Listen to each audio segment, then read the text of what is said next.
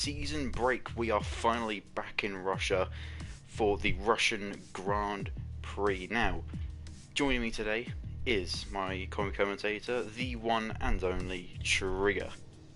Hello, hello, hello, hello, how are we all? We are back. Today, we have had some disheartening news for the commentary world. The late great Murray Walker has passed away today at the grand old age of 97. I'm getting a bit tearful just thinking about it, to be honest.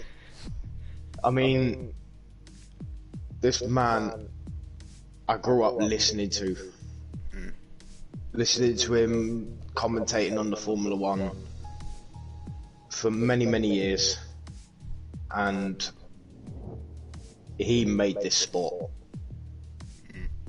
He literally made this sport. And it's sad to think that he's not going to be here anymore. Yeah. So It's such a iconic voice, and it's almost like memories of Formula One. Like, I have memories, of course, not from watching it live, but all the big iconic moments of when he was commentating, like '97 Jerez, when Schumacher and Villeneuve, came together. You remember it in your head. You kind of more remember the commentary that went along with it. And there's so many other moments. Even when Damon Hill won the championship. Even just the starts of the races, and he commentated with some big names as well. James Hunt, of course, and though him and Martin Brundle was such a great combination as well. But from Niki Lauda, all the legends of back in the day, Ayrton Senna, Michael Schumacher, David Coulthard, all of them. He's commentated on them all. Yeah, he's, many world titles. From what I remember, he started in 1978, and his last one was the United States Grand Prix in 2001. It's a very, very sad day today. Very sad day. So I believe what we're going to be doing is, for the first minute of qualifying, we will be doing a minute silence. There'll be no cars out on track. We will be silent. The track will be silent. And then, of course, once that minute's over, we'll get back underway. But unfortunately, it's pretty much the only way we can really pay our respects at this moment in time. But we feel it's probably one of the best ways. I will say this. To Murray Walker, if you're listening, this stream is for you. This race is for you. God bless you. May you rest in peace. Unfortunately, I think our thoughts go out to you and your family. Unfortunately, because the news came, I guess, quite late. It was literally just a couple of minutes before we went live. We found out about it. I think if it happened earlier on, like if we found out, earlier on today, we could have maybe come up with something else. But unfortunately, at this moment in time, it's kind of the only thing we can come up with. But we're paying our respects, and we always do to any F1 legend that have recently passed. We always commemorate them and their life and all sorts. So we do try and do everything we can for the sporting world, but there's only like you said, there's only so much we can do, So anyway, but unfortunately, at this moment in time, ladies and gentlemen, I will hand it over to my co-commentator for the quick lap of Sochi Russian circuit. As quick as the Olympic circuit, I shall say. Yeah, as quick as I can make it. It's a track which, from experience from driving in F1 cars and F2 cars, it can be quite good for racing, especially on this game, because I think in real life, there are certain risks like death, which you kind of have to get away from the fact, and of course getting hurt in the car. But the actual racing itself isn't too bad. Last night for F2 wasn't too bad. The only thing that may take drivers away from the thought of battling is possibly dirty air. because it's quite easy to do, Yeah, and of course just driving standards as well, and making sure you it's a very high speed track. It's very high speed. I'm gonna nick somebody's setup, so credit to Especially Sebastian. going around turn 3. It's very fast very fast left hander, and then obviously the braking zone to turn 4 is very it's very it's blind. It's a blind braking zone. Right, so let's go on board here for the lap. Hit the DRS zone through the very fast turn 1. You barely even call it turn 1 because it feels like nothing. One of these cars, as you come down towards turn 2 and 3, very easy to get track limit warnings here. Hopefully, I won't invalidate it, but as you can see, it's very difficult. Through turn 4, you could see some overtaking through here. It depends on what line people take. Some people may go for the outside or the inside, but this is probably one of the quickest lines. You see the racing line on there as we come down towards turn 6. This next sector, or these next couple corners, are very easy to get track limit warnings on. Okay, kicking out as we come through here. This double left again, very easy to run wide as you see there and validate the lap, but it doesn't really matter too much. Through the right, and as we go into potentially the second DRS zone of the lap. Got a long straight, expect again some overtake down here, depending on what line people take. As you come down to probably one of the heaviest braking zones possibly on the track. Through quite a tight section here now, as you come through the final few corners of the track. It's a bit of a weird corner, this one, very easy to do what I did there, hit the curb and then we go wide. Let's go down towards the penultimate corner now, these double rights. It's very easy to invalidate your lap here, especially if you go wide. We're not going to go wide, and that's a 132.033 for a lap. It's going to be probably nowhere near where everybody else is. If we return to the garage, you're probably going to see the low 126s. I would probably think. Well, according to this, which I'm having a look at people with lap times now, 129 is the quickest out of all my friends at least, but that's Harry. F1 Hub. Oh, of course, yeah, F1 Hub. But predominantly, it's in the 30s. So right. Yeah, probably 29. Maybe the top 5 are in the 29s, maybe. But then obviously, depending on the weather, obviously we could see the late 128s, possibly. So I'm going to quickly leave this. I'll send you an invite. Yeah, I got one from Tom as well. Yeah. Right. So I forgot to send this message out earlier because I was going to ask about facts about this track for like Torpedo League. Only facts I can remember. Don't know if you know any more. First of all, of course, as I said, last time you were here was season 1. Can you guess who the race winner was, Clint? Season 1? Yeah, season 1. You got no bloody hope. Oh, spectate.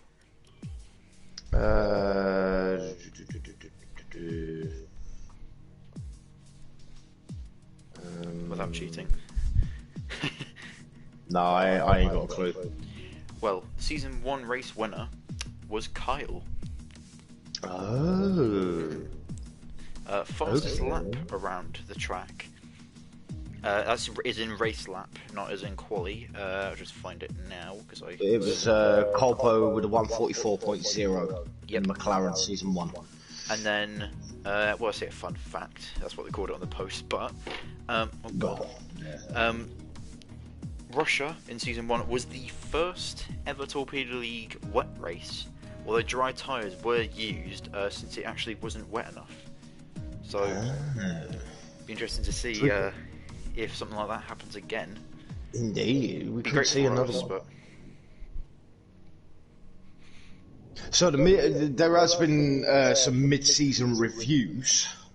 Oh yeah, of course. That have been that have been put up on the Instagram page for the Mercedes team. Giotto and Buller have struggled for points this season. They need to improve quick, or their season will be painful. Very painful. Yeah. So what about Red Bull? I have spoken to Buller lately, and he is going through some troubled times at the moment. So, yeah, we wish him all the very best, and we hope he does come back very soon. So Red Bull, Fares is driving relatively well, but not having a stable number 2 could hurt his championship charge. Yeah, he's been chopping and changing teammates. I think so other than Colpo, of course, because Colpo was his teammate, but he hasn't raced in a while. There's been Yano, I thought. There was And So It Goes, I think, as well. There's been a couple of different people. Yeah, there's been a couple of different... I think I guess what will hurt him more is not maybe driver championship, but constructors definitely, because Fez is quick enough to be running up, in the top echelons of this league consistently. But it's having that teammate to also back him up and be there. That's why the Ferrari pairing is so strong, because you've got 2 very quick drivers who are able to consistently be up there and almost help each other out at some points as well. Well, the Ferrari team have issued that Jackson has driven exceptionally well, so far. Having a teammate of VR Bo, quality makes Ferrari one of the strongest pairings on the grid, and I have to agree with that, because since Jackson's got Bo as a teammate, he's progressed a hell of a lot more in the sport. Oh god, yeah. And yeah, I think he's doing exceptionally well this season. Obviously, he's championship leader at the moment with 110 points. But yeah. Talking about teammates, McLaren. So Harry, or F1 Hub, looks to be a serious championship contender since he's come in. And of course, he got his points I guess you can't reinstated. Yeah, I guess you say reinstated. Yeah, reinstated. But he's going to need his teammate Branny to be an effective on wingman. point today. And very on point today. He's quick as well. Like after the end of the day, he is a race winner. So he's proven that he's quick enough. He's proven that he's good enough. It's just being up there consistently. Yeah, he's got to be consistent. You know what I mean? But yeah, McLaren have said that Harry looks to be a serious championship contender, but will need Branny to be an effect. Oh, right, okay. I did read it out. That wasn't me coming up with it. Oh, right, okay. But okay, going on to Renault. So, a very strong start to the season for Charlie. Adam needs to find pace soon to avoid the playoff race. Yeah, that sounds like a concern from talking to Charlie. It sounds like a bit of a concern for Charlie, because he wants to be teammates with Adam, but it's just... He's currently in the bottom 5 at the moment. I think at the moment, though, with the way it is, I reckon if he gets if he can get maybe somewhere around P7 to P5, that's still enough, and I think that'll be enough to kind of maybe give him a bit of confidence, and also that will, I think, punch him up maybe a place or 2 in the championship. Let me have a look. Yeah, he's currently 17th though. He's only 17 points away from Yano. Sorry, he's 7 points away from Topia, and he's 12 points away from, I guess you could say, safety. Who is Yano? He needs a good result. He needs a good result today. Yeah, let's put it that way. He needs a good result today. So what about AlphaTauri? Well, AlphaTauri, Thomas he's kind of flown under the radar actually, with some proper solid results, and Kimi has done well in sort of bursts. Like he's kind of been a bit on and off. Like of course last week was absolutely exceptional because he got that win. With proven pace. I mean, I've heard a couple of people say that the way he got the win wasn't necessarily the best way, but at the end of the day, a win is a win. It doesn't matter how you get it; it's a win. But they're saying here B grade for them so far, and I actually do have to agree. I think it is compared to other teams as well. They're kind of there or thereabouts. I think in the constructors at the moment they are in P5, so they're right in the centre, and I think they deserve to be there. Yeah. So what about Racing Point then? So, Racing Point. Obviously, Manu and Justin. Manu being a race winner, I think. Was he a race winner this season? No, he hasn't, has he? No. No, I thought it was. I thought he won season 1 Monaco. And so, oh no, that might have been Brownie. Yeah, that's it. Yeah, season 1 Monaco. And that might have been Brownie. Anyway. Yeah, I'm talking about my backside. Anyway, moving on. He's got podiums though. Yes, he has. So Manu and Justin have shown flashes of brilliance here and there, but attendance stops them from fighting near the front. Yeah, that's agreeable, definitely. Yeah, definitely. I mean, obviously Justin is P8 in the championship and Manu is in P14 at the moment. So Manu is currently near enough the cusp of relegation, but you know, it's still early. It's still early days. We've still got a few more races to go yet. So anything. Yeah, Manu is currently level on points with Jarno, and Jarno is the closest driver to the relegation spots at the moment. So going on to Alfa Romeo. Yeah, so it's in here. It's been a poor season. I'm going to have to agree with that. For Jarno and Miguel, they've not performed well enough. Still time to turn things around, though. Yeah, because if I look at the championship at the moment, as I said, Jarno is right on that buffer. He's right on the danger zone of being put into the relegation spots, and his teammate is last place with only 1 point. So he is basically going to have to win a race to make himself safe. Yeah, exactly. Or at least go on a really solid point scoring run. But from the way that things have been going, unfortunately, I don't see it changing. And I think that it's going to be it's slow progress for the Alfa Romeo team. It's slow progress. Jarno, I think, has got pace though, because in qualifying, especially Q3, I think it was in Monaco, he actually did quite well. I think he just got unlucky during the race. So I think that he has got a decent amount of pace to possibly be fighting for points. But it's just consistently doing it, because you've got to get yourself out of it. And consistency is probably the most key thing in this, as well as it's being fast, you know. But you could win half the races of the season, but then not win all the others, and very quickly you could get caught up. And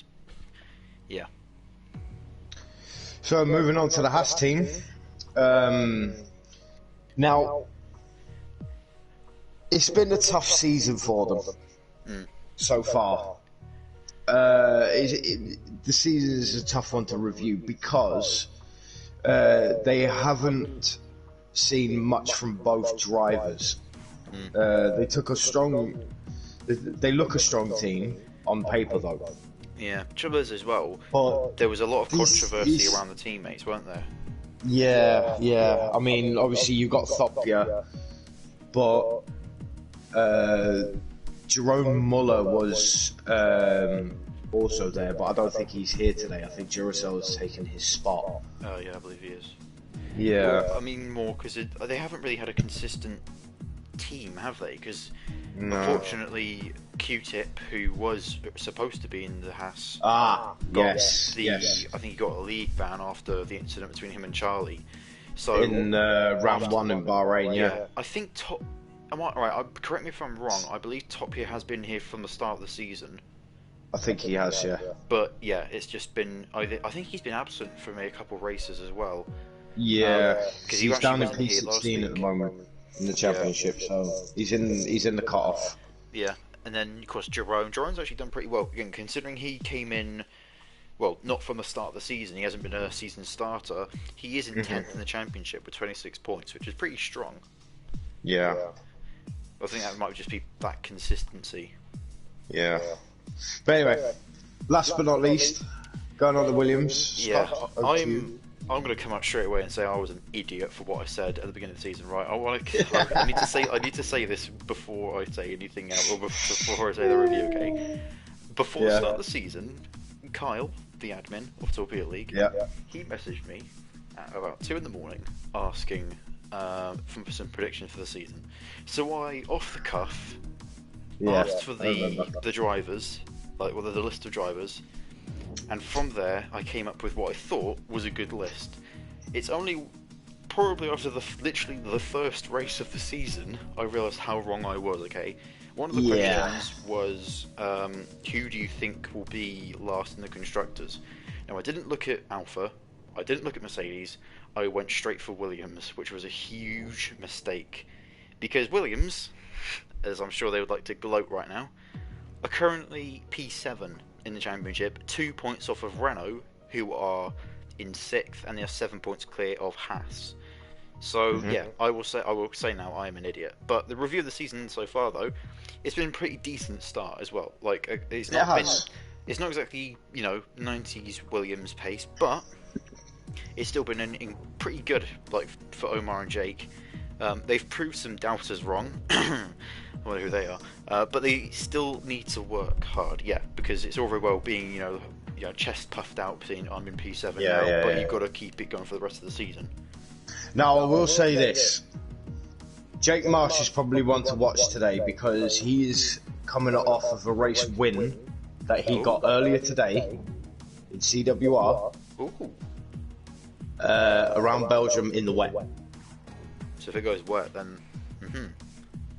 He had some outstanding pace today, and he's going to be relishing on that victory. So he's going to be one to watch today. Other ones to watch are Fez, Bo, Jackson, Charlie, Harry. Yeah, the usual suspects. The usual suspects. Just one thing which I want to talk about quickly: the Constructors' Championship at the moment. I think it's I don't know what to call it at the moment, but let me just read out the championship. Okay, so the top three are all the top three. So Ferrari's top with 182, McLaren in P2 with 147, Red Bull in third with 147. So McLaren and Red Bull are level. Okay, Racing Point 78. They are Red Bull and McLaren have double the points of the of the Racing Point. The Racing Points, yeah. Wow. So that top three is going to be extremely hard to catch, and I think they're going to have their own battle. Definitely McLaren and Red Bull, because of course Kyle, I believe, is he here today? I don't think he is. Oh no, he's not. No, and so it goes is. No, so it goes is taken over. Yeah. According to the championship, it said that Kyle was a Red Bull driver, which is weird. Anyway, so we are getting underway. Everyone is starting to ready up. But so I will remind everybody, the drivers obviously watching the stream, and obviously the viewers on the Twitch. We will be hosting a minute silence to the start of qualifying to remember the late great Murray Walker, who was an absolute legend in the commentary world for Formula One, and it is so sad to hear that he has passed away today. Again, Murray Walker, if you're watching or if you're listening up in heaven, we miss you, and rest in peace, my friend. This stream, this race, this whole event is for you. Rest in peace, my friend. Here we go. So we will be going silent as of now.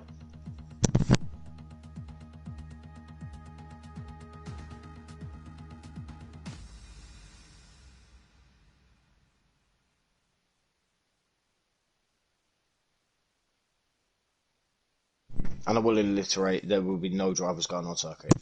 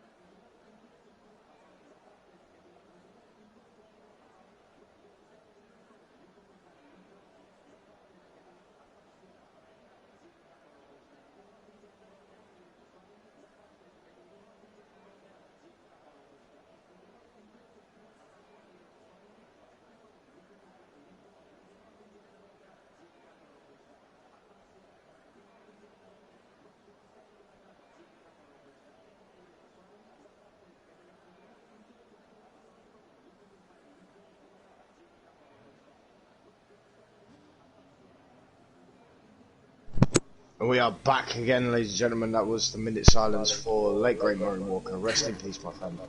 And right, let's go. Let's get this going.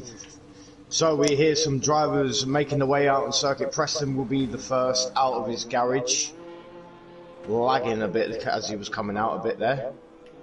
But there is quite a few drivers coming out, and Duracell's coming.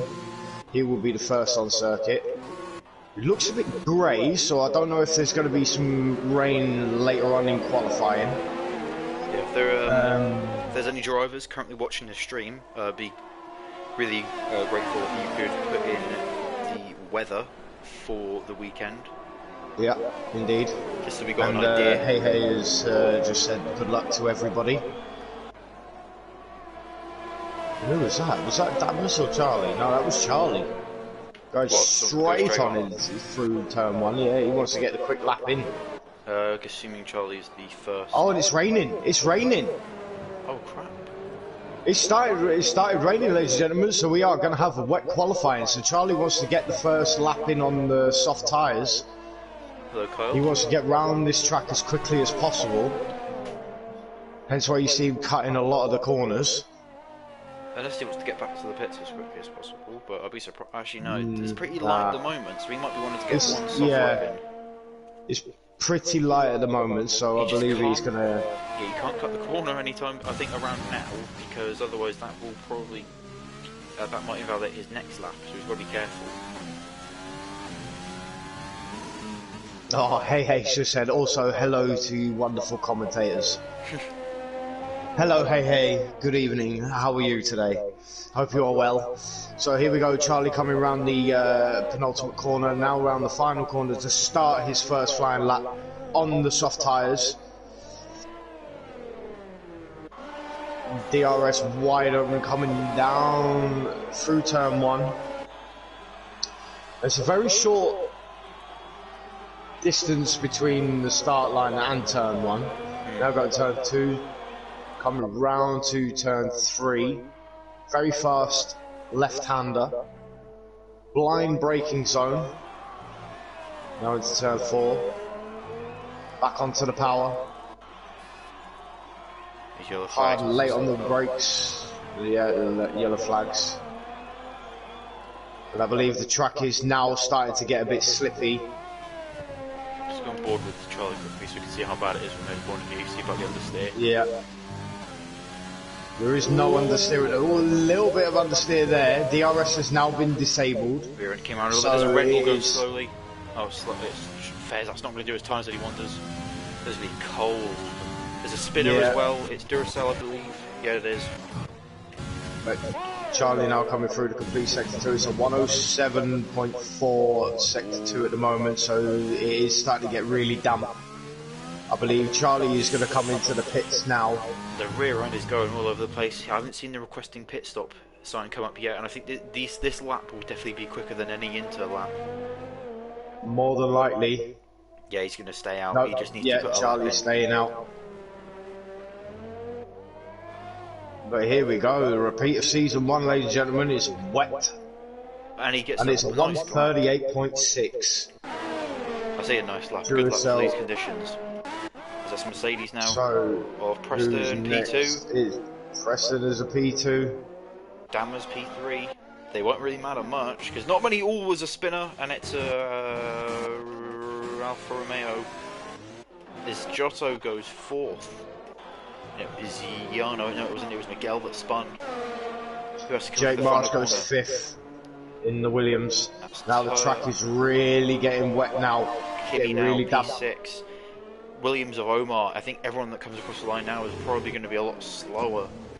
So Charlie done that pretty well. P8. Yeah, look at the lap times, it's like a descending lap time. Yeah. There's a McLaren coming across the line, it's F1 Hub. Yeah, the rain's getting a lot worse now. Top here and Harry are 2 seconds off P7. Ah, thank you. So you can tell... Why was Pips has said dry race, by the way? Dry race, right, so it's wet qualified dry race, right. Yeah. Hello, Gam Gam. Hello. Welcome. It's okay. And Kyle, appreciate you getting all the telemetry set up. Thank you very much. Ooh, Oh, and Anso goes almost spins. And he actually turned out like he did because he made contact with the wall. He's really looking sketchy at the moment. Again, to all the latecomers to the Twitch stream or the YouTube stream, this stream is for the late great Murray Walker, who's passed away today.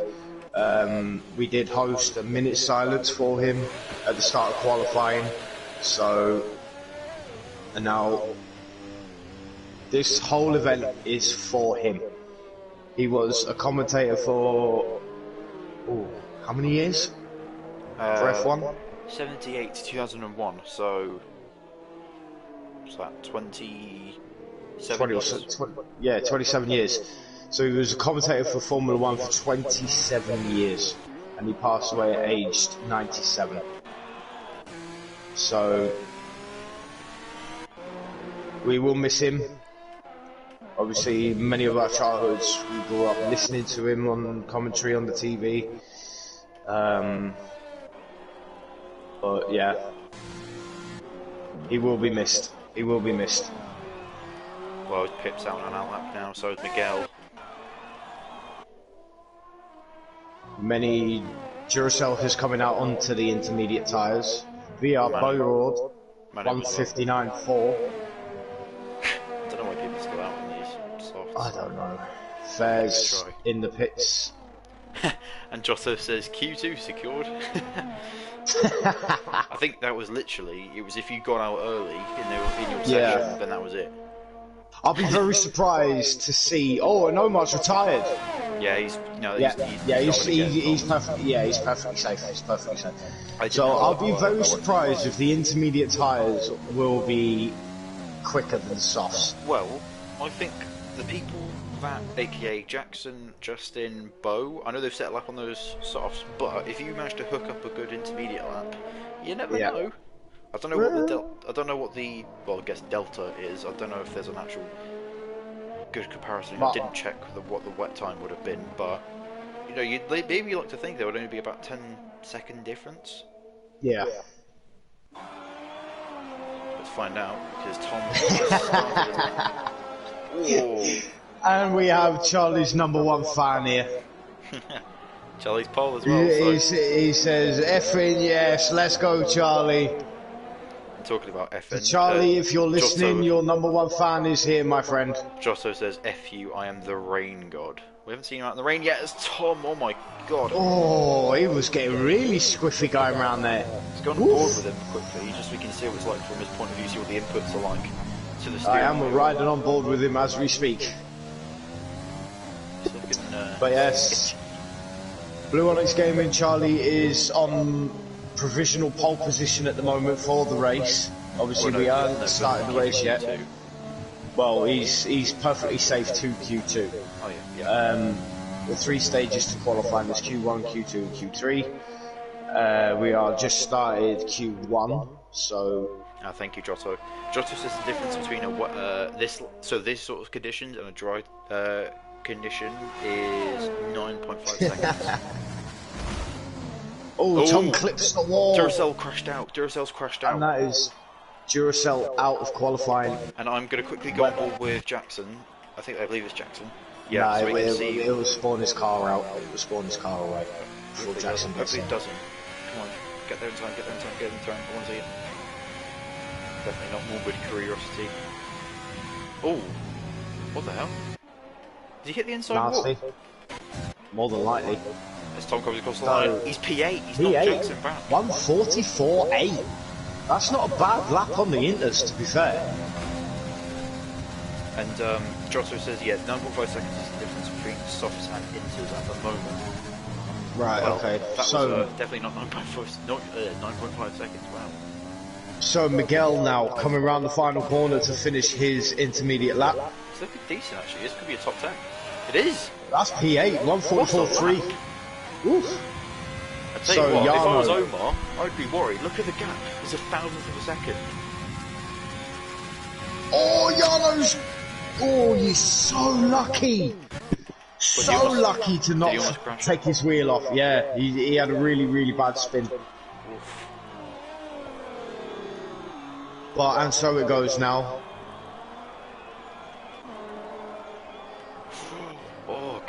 he invalidates it. Ah, that's a shame. Yeah, but Jarno has not invalidated his lap, so I believe he's still going to keep going. Jackson's on an out lap. He's about to finish his out lap, as I said. Yeah, there's quite a few actually. Okay. Blue Onyx Gaming has just said we are still in the Destiny 2 raid. I had to check.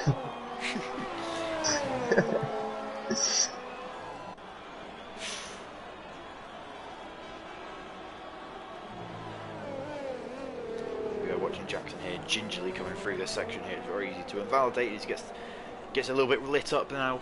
See what he does through here. It's very easy to lose it. He almost does as well. The rear end coming out. And also bearing in mind, all these drivers will be using their dry setups, because obviously being dry race. So yeah, because of park firming rules. If you don't know what park firming rules are, that is where you basically choose a setup in the pits, and you cannot choose that setup. Change the setup. The only thing that you can change is the front wing.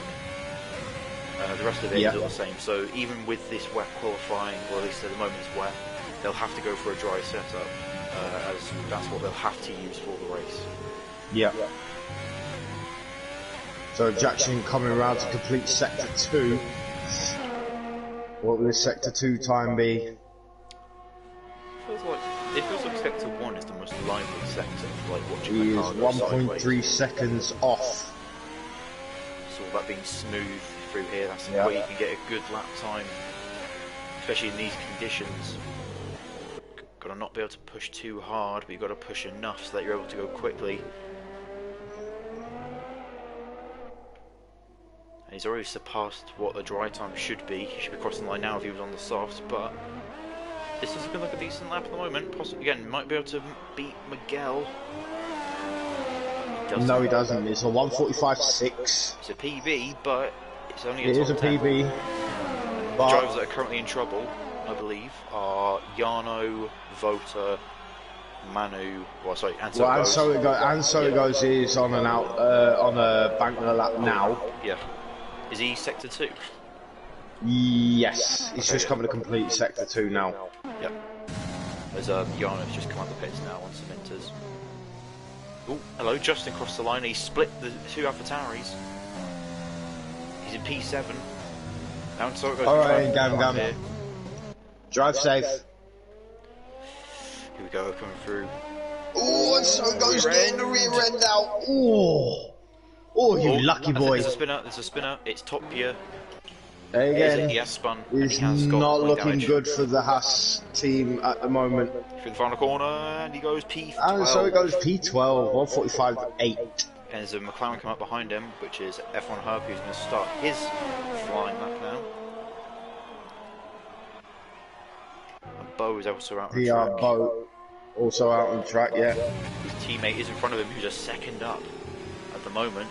So this will put him still in P. This would only be a PB lap. It wouldn't put him past Miguel. Well, he's 10 seconds faster than his soft tyre run. God, that's not good, is it? No. Inters are quicker than your softs by that much. Right, well this could be quicker than Miguel. And Omar, I think he's still safe. Miguel's actually switched onto some... No, he hasn't. As Jackson goes P7. Good lap there. 6,000th quicker than It's Just. Behind him... Bo's got 6! A 1:43.6! Wow! That's faster than ASDF Kimi on the soft. Oh, Yana going to the pits after... I think he even did... Yikes! Oof. We've only got 2 minutes left. Do you think that someone might decide to go out on the softs again? Well, the rain has stopped. Yeah, that's what I mean. Is the track still... Well, no, there's still a decent It's still it's still a bit damp. And Jackson, who was already 5/10 quicker here, he's already on pace with his teammate.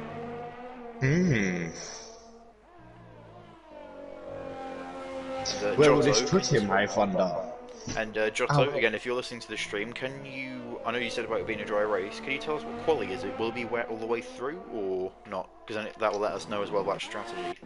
Yeah. Let's top your spins again. but he hasn't got any wing damage. Right, okay. Rani has joined, so we have a full race grid. Unfortunately, I think he'll start at the back of the grid though, because he will start at the back. But yeah, I think it's just the way the glitch goes in this game. And Bo is probably coming in because he's not really committed to this lap at the moment. But tell you who is committed, it's Jackson. Will he go into the pits? No, he's committed to the track. No, he's gonna continue.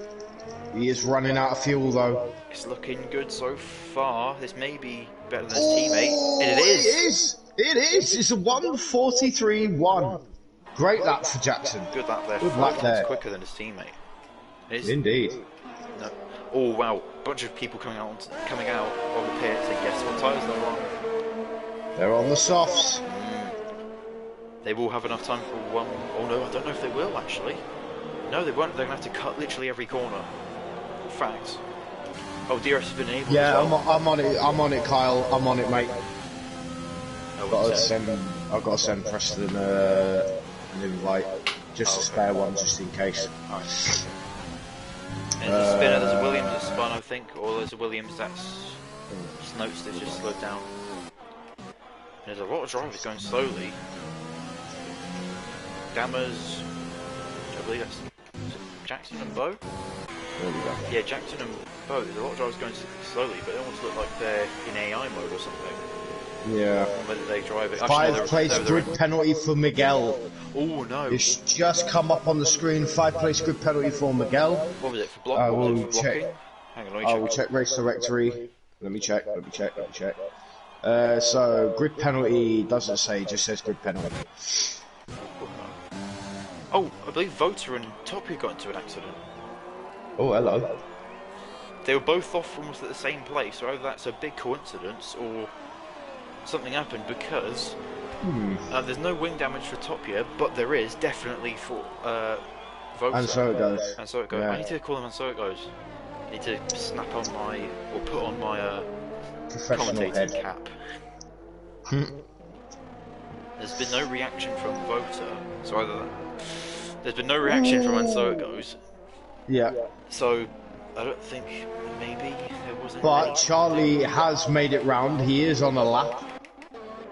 So we'll ride on board with Charlie MG06. Oh no! Wait, A lot of the drivers didn't make it, but Charlie did. Can he go faster than his original time?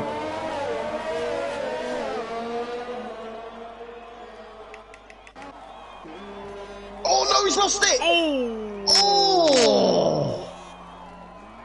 It's still a bit slick. Justin's on a lap, he's 1.1 seconds quicker. Already on these softs. Justin. He gets the rear end lit up a little bit. His sorry, not his teammate, Tom is also in front, who's actually quick. He's on a soft lap as well. Let's see if I'll ride on board with Tom, you ride on board with Justin. Alright. So DRS enabled. Oh, he's going a bit easy there. I don't know if that's because he's using no traction control, but he went a little bit easy coming out of the corner onto the big DRS straight. He's moved over. And he's stopped his lap. He hasn't invalidated it. Strange. So, why always Pippy, as I like to call him. Mr. Why always Pips coming around the coming up to the penultimate corner. Round the final corner now. It's looking good, very good. This might be top of the session. He crosses the line and he goes on 138.4. And Charlie won't like that, but I'm sure Tom will. No, he will not. And Jarno, 137.5. Great luck from Jarno. Wow. Charlie will not be happy with that at all. Carson has just said Justin probably slowed down to let Jarno through because he is safe. Yeah, that makes a lot of sense because I did see Jarno go straight past after Justin. Yeah. So that means, oh my god, that means out of Q1 is Manu, Fez, Branny, Duracell, and F1 Hope. Yeah. This is going to be interesting. Two big hitters. And one midfield strongman is now out. This is going to be a really, really good race. I mean, every single race we've done, it's been absolute entertaining from start to finish, right? And this is going to be no different. It's going to be no different. And there's your confirmation. Fastest lap. That's a huge amount. 0.8 of a Massive second. amount. And then of course, Miguel with that five-place grip onto. But yeah, as you see there, both McLarens out of the session. Manu is out as well, along with Fares, another big hitter, and Duracell. And in fact, only one of those drivers there set a time, and that was Harry. Right, while they're doing the transition between the sessions, I'm going to quickly get a drink, which will only take about 30 seconds. I might time myself to see how quickly I can do it. You've just got one! No, I got a Pepsi, but things are getting serious. You want a Corona. Right, okay, you want a Corona. Right. He wants a serious juice now. Just Alright, so here we go. Q2 is... Right, yeah. back a bit. Alright. So Q2 is now on the way, green light in the pit lane. Who will come out on circuit first? Will it be the Renaults? But no, I don't think so. I think it's a Mercedes of HOR Giotto. No, it's a Red Bull. And also a Haas.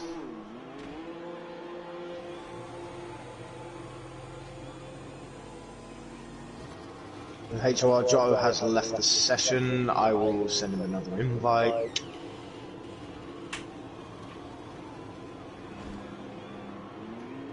Don't worry, Giotto, I've got you, my G. Where are you? Where are you? There you are. Okay, back.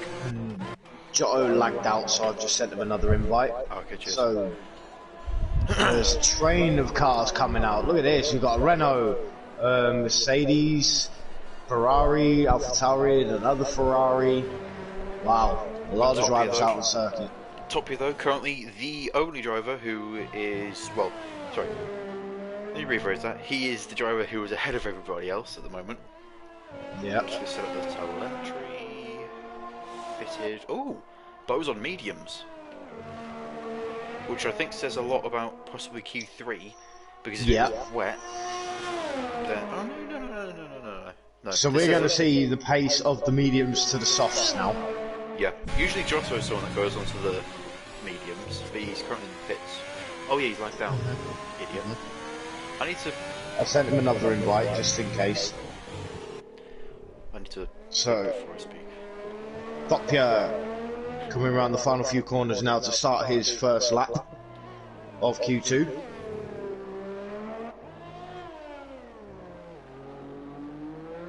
Here he goes. On the way down the curved straight. And Giotto says he's having to restart his PS4. Right, okay. So tell him Giotto, there's an invite there ready for you when you get back on, mate. Ooh, interesting line there for Torpedo, hugging that inside curve. I thought that usually loses you time. Keep an eye on the YouTube chat just in case he says he needs another one, and I'll send him another one. I will. Oh. Yeah, purple sector 1. He got a little bit. He's getting close to these walls on exit. It's kind of a bit worrying actually. Wide line there. He seems to work. Very wide line. He's going curb to curb. He seems to really like these curbs. Hopefully he doesn't like them too much, because that might get him an invalidation. It's looking good so far though. Yeah, looking very good so far. DRS wide open now.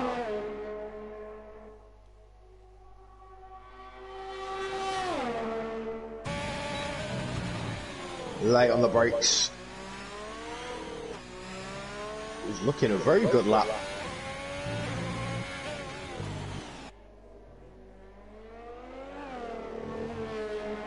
And if you remember, the top of the session topping time last time, I believe, was a 37 or a 36. It was 37. Okay, 37, but it says 130.8. And it's 130.8. Wow. Well, remember, of course, last time was a bit like wet conditions.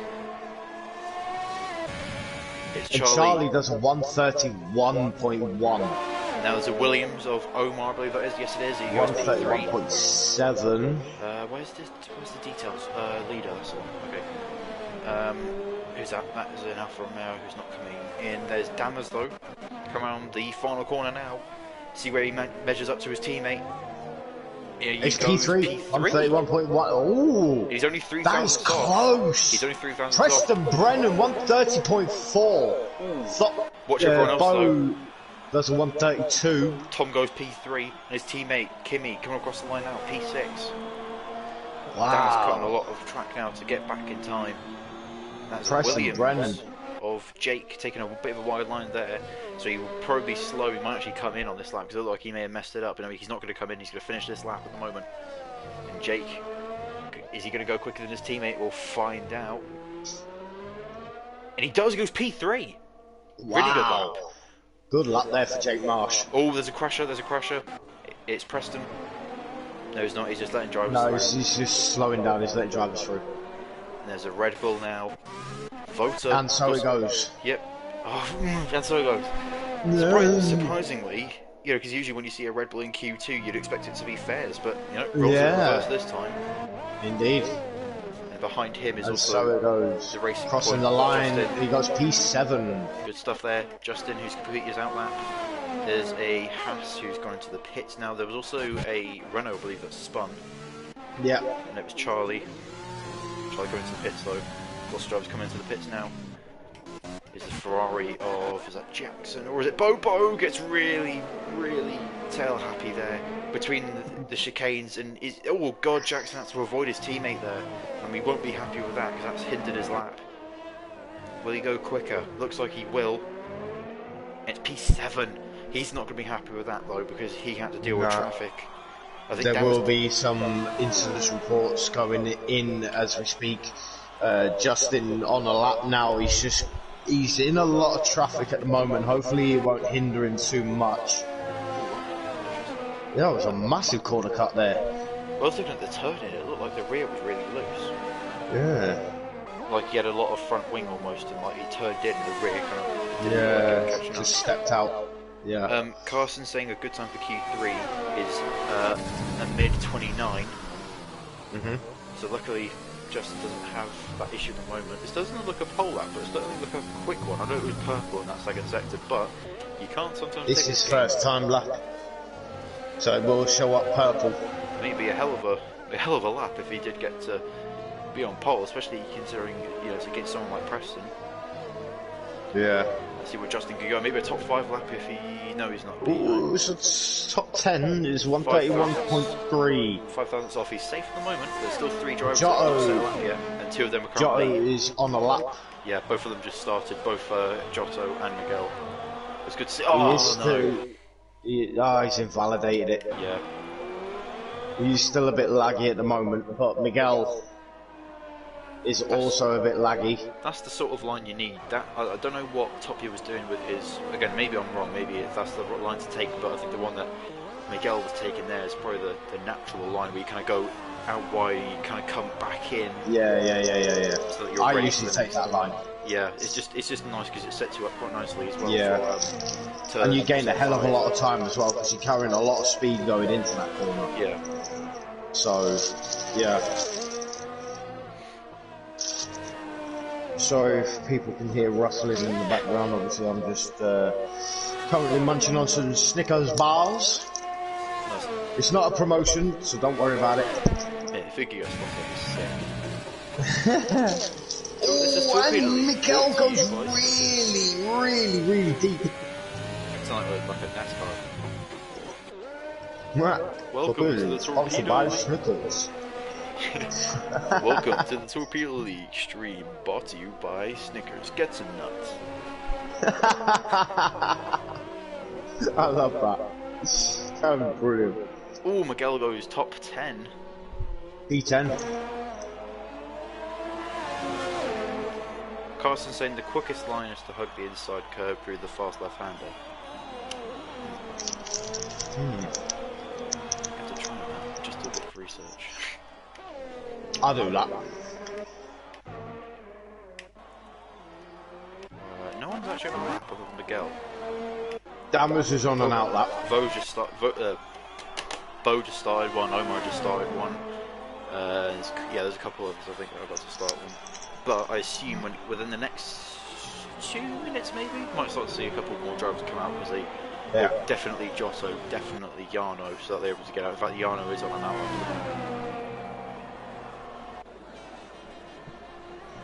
So Dan was starting the lap. He only needs to he only needs to go 3 thousandths of a second quicker to beat his teammate, which I'm sure is what he wants. You know, a bit of pride, a bit of confidence coming in, but yeah, he's just finding those 3 thousandths. We shall have to wait and see. Oh, don't like them there. The yellow flags, but there was a Williams and a Ferrari, and didn't like either of them was either going slowly or they were off at all. So, he's invalidated it. Who did? Oh, Damas. Yeah, Damas, yeah. Miguel coming into the pits. Bo's on a quick lap. He's a second quicker through this sector, which will put him just inside the top 10 at the moment. But he needs to have a good few corners now. And he doesn't light it up in the rears, which he did beforehand. This is looking maybe a top 5 lap if he's lucky. To be really, really, really close. I doubt this will be a pole lap, but I'm ready to get proved wrong. And it's P2, 130.7. It's still close. Because it shows how quick Preston was, but still, Bo, very quick. And a Dutch drive, it's a Dutch 2-3 at the moment. And we see, and so it goes on a lap. Throws the car into that corner. A little bit quicker. Woof. Oh, that was a good line through there. Really nice, tidy line there. Yeah, very. He's going to be quick. He's 800ths quicker in that first sector, which would put him past Jackson. See if he can go much quicker. Let's find out, because we got the next split there. Oh, he's 0.3 of a second. That's P4. Ooh. No, it's not, because Jarno's just gone on in the what? Jarno does a 130.591, and that's where he goes, gets really tail happy there, and he's in the wall.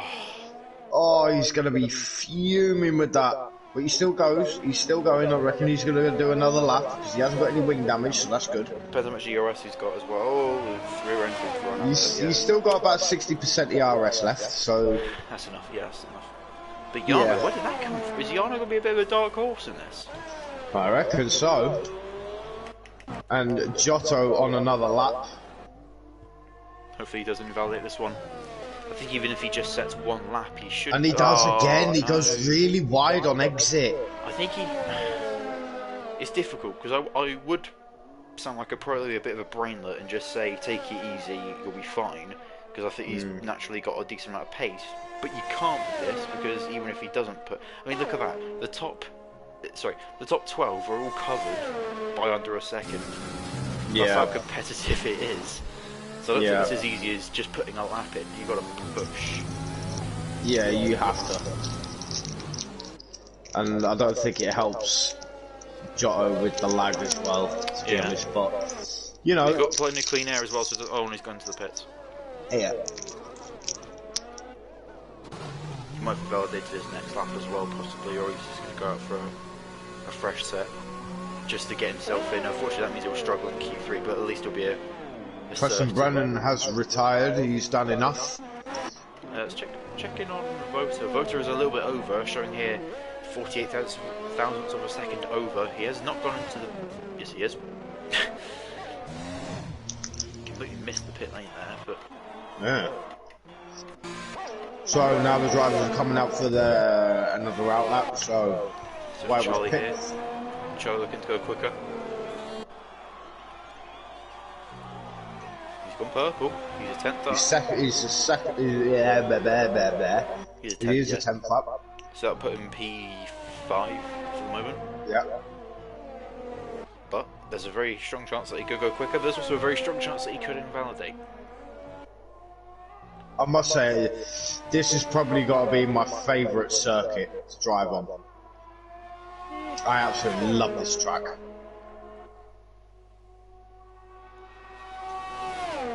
Only because it's fast. He's half a second up. This goes really deep.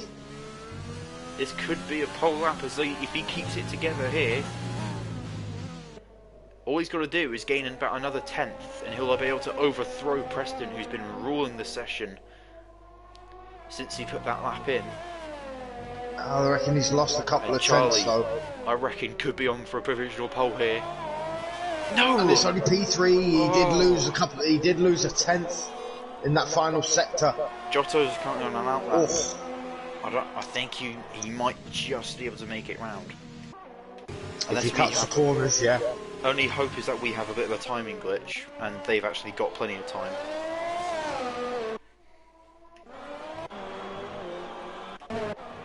Lots of drivers now coming out for last-ditch efforts as Justin 2 tenths up as well, so that'll put him around sort of the mid-pack of, like, in terms of quality.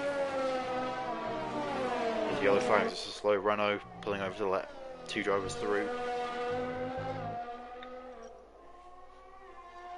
Let's see what Justin can get. Giotto's not going to make it. He's not going to make it. Yeah, he's gone. Yeah, he's not made it. Justin looking to save himself from being knocked out at the moment, looking pretty good. He's a 10th up on that last split, which puts him, well, safely inside the top 10. However, though, he could easily get knocked out if someone behind him puts in a good one. Miguel's actually done really well today, not this weekend, so he could be on for a good session. But Justin now, let's see, where will he finish? P7, really strong lap. Bo's invalidated. Voter now. Charlie. Oh yeah. Charlie, I think, was giving Dammers a bit of help there. Yeah, he was. Jackson's quick. He could be on for a P5 here. He is. P5 for Jackson. And now Miguel trying to put himself into the top 10 for his. Pretty sure this will be his first Q3. Oh, and he goes sideways. And let's see if there's any other changes. There isn't. Dammers coming across the line now. Dammers P8. So he is in the top 10. And now Torpedo spun. Looks like, yeah, he has done. Yeah, he has. Torpedo is not going to progress any higher. Well, not a bad session. There you go, ladies and gentlemen. 5 drivers out though, unfortunately, and that is Giotto, Omar, Kimi, Miguel, and so it goes. Now, I don't want to sound patronising here, and I hope it isn't, okay? But Miguel, to get P12, I think that's really good, considering how, frankly, sorry admin if you're listening, but frankly crap his season's been. That's a pretty decent qualifying session for him. It's not bad. It's not bad for him. I mean, you know, I'd be quite happy with P12, you know. Well, especially in a league like this. Actually, to be fair, look at the gaps. I mean, again, less than a second off of pole. Literally.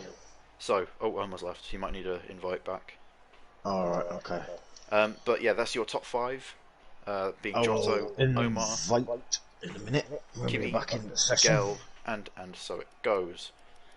So, Carson says we can go quicker into the 129s. It's looking possible. Yeah. And Jarno, again, could be a bit of a dark horse. Even if he doesn't get pole, he could be a possible front row runner, maybe. Maybe even second row. Put my feet up. Giotto says stupid track. That is right. This is where I kind of have to agree with you with what you said about you liking the track, okay? But track limits are absolutely... Yeah, it is stupid. It is stupid. Track limits, I agree, is absolutely stupid. And Voter says, why did I spin 4 tenths up? It happens to the best of us, mate. It happens to the best of us. It does. Right, Omar, where are you? Here we go. Car's warming up. Mercedes about to come out from the looks of it. Oh, I wish people would put themselves online. Oh. There we go. Right, sent them an invite. So, Thopio first out on circuit again. Followed by the Renault, Mercedes, and the AlphaTauri. I must say, actually, I saw the AlphaTauri on the track today. It does look very nice. I still don't like it. again, you're Listen, I'm not being funny, but you can say that it looks pretty nice and all this, that, and the other. But to me, on paper and on a photo, it looks absolutely, sorry for my language, fucking disgusting. The only car that still looks pretty bad is the Ferrari. Yes. But the Williams, actually, in real life, I've kind of grown to a little bit. Right, put it this way, right? Not to say that I like it, but I think that he's alright. To be honest with you, right, the Ferrari, yeah? What the God in hell is that green flipping badge on the fin? What is that? I think I used this analogy last week. It's like someone... It's like Shrek sneezed and chucked a bogey on it. No, but what they did is they were like, right, so if you have a green screen editing software, then you can make it whatever colour you want. It probably is, mate. I mean, how many times did we see Mission Winnow on the car last season? Jack all. It probably won't be there, and if it is there, it'd be black. Anyway, moving on to Torpedo F1. And actual good-looking cars. We got Topyek starting his lap now. Well, I say good-looking. I wouldn't say the Haas is a good-looking car. It looks like an Amazon delivery truck, but still. I mean, he certainly drives like one. But yeah, Topyek going round the fast left-hander. Taking that supposedly quicker line. Yep. Ooh, nearly hits the wall there. Woo. Will he take a wide line? Not as much, but he's still using as much of the curve as possible. Yeah. Turns it in. It's a fairly nice part of the setup as well. Rear end looks pretty stable. So he comes through the corner here as we open up onto the DRS, as you would say, wide open. Yeah, DRS wide open.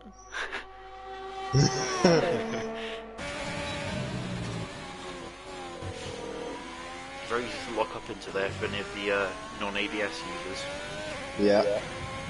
Especially because you've got that long straight where like the brakes are going to cool down a bit as well, so yeah, you have to start feathering the brakes a little bit. But it's low fuel run, looking pretty good, looking pretty comfortable at the moment. It doesn't look like a 29-second lap, but it's still pretty good. 130.9. Still pretty good. We've got the Renault of Charlie now coming up behind him, followed by Preston. This is going to be a pole lap, surely. No, it's not. He's a 10th off. 131.0. Preston goes top. What? Into the Preston 129.8. And yellow flags, but I think that might have just been for Charlie slowing down. Tom pitting. Oh, damage is invalidated. There's a Ferrari of Jackson. Preston is retired. Preston's retired on track. Mate, he's happy. Oh my god, wait, really? That's a quality ban, isn't it? Oh, yeah. That reminds me. Fairs had a quali ban, if I remember rightly, and there's a McLaren, I think, that had a quali ban, so that might have been Bremmy. Ah, right. Okay. It was one of those two that had a qualifying ban, so that might have been. But if Preston's retired on track, yeah, that'd be a penalty, wouldn't that's a quali ban. That is a quali ban. Straight away. Mr. Williams of Jake come across the line. VR Bowrod has gone P2, 130.2. Good stuff. And people were bound to come into the pits by... I don't think people go around for a second lap. I think it would just be straight back to the pits and then just chuck on a new set maybe, or stay on the same set, refuel, or put as little fuel in the car as possible and then go for it. Charlie is giving Dammers a tow going down the back DRS zone. So the Renault team working together here to get a decent position.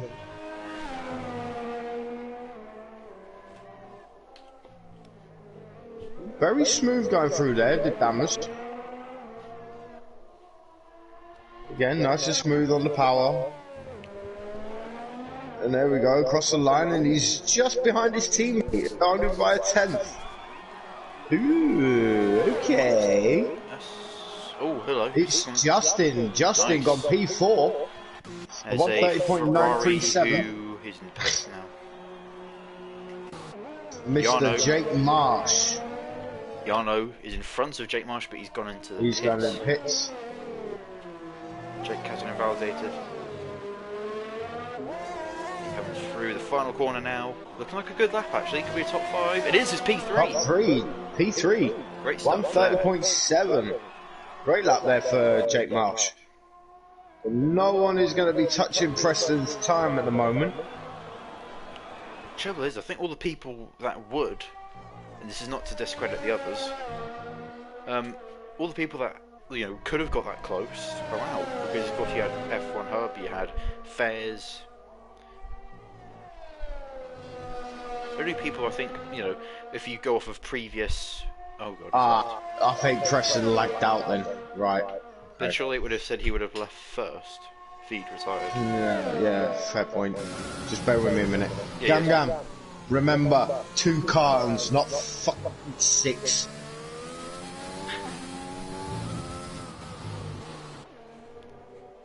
There's 2 drivers that have not set a lap yet, which are Jarno and Tom. And again, I'm ready to get corrected. I believe Tom actually got a podium when we came here as well. I wouldn't know, but I wasn't here at season 1, you know so what, Tom, I don't know. You're currently in the pits. Correct me, please, if I'm wrong. I believe you got a P3 or a P2 at this track when you came here in season 1. So again, please correct me if I'm wrong, and please answer back in the chat because I'm lonely. I am lonely. But cars So now all the drivers are in the pits. Someone's coming out. That looks like a Williams. Oh no, that's just okay. They're receiving Jake. So why was Pips and Jarno have not set a time yet?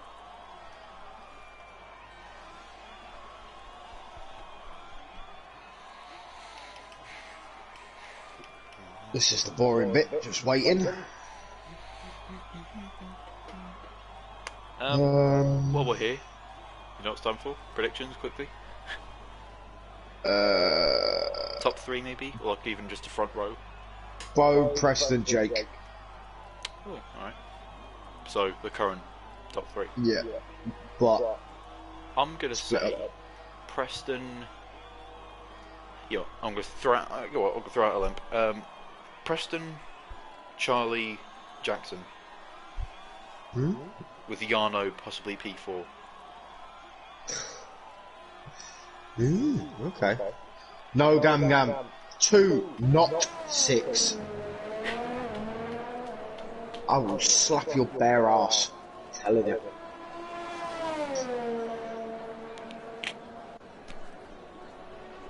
So why was Pips on a lap now? Yeah, you would love that woman. Well, he's not on a lap, he's on an out lap. Yeah, no, he's already invalidated it, but it's probably because he's just going for it. And there you got more drivers starting to make their way out now. That's Justin coming out. There's the 2 Renaults coming out now. Looks like a yeah, I'm having to really get close to the screen now. Yes. Get some glasses. Don't have any. Get some Murray Walker style glasses. Yeah. That'd be cool. And it's go! I'll definitely be saying that. I mean, I usually do. Yeah, it's got to be done. A bit more emphasis this time. Yeah. I'll start doing star jobs to remember and go myself ready.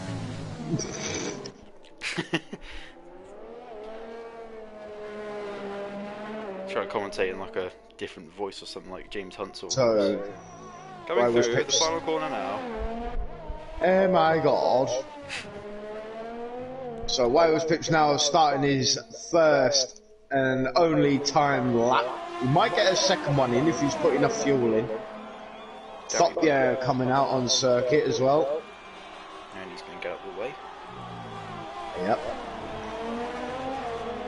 Doesn't invalidate doing that through that corner, which a lot of drivers might end up getting penalties from.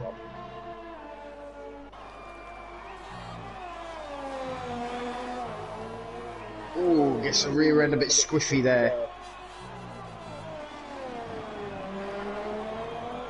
And he had to let off the throttle a bit there. Looking pretty decent so far. Very nice line going through that corner there. That was That was brilliant. There's a yellow flag in sector 2.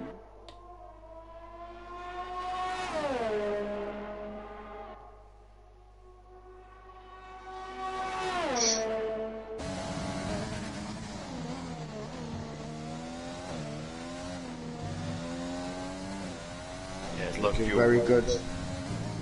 Yeah, he's not going to have enough time to get do another run. It's to lose it here. He doesn't know as the car's slow in front of him though. Swiffy! It's a bit whiffy. And all he's got to do now is not get an invalidation.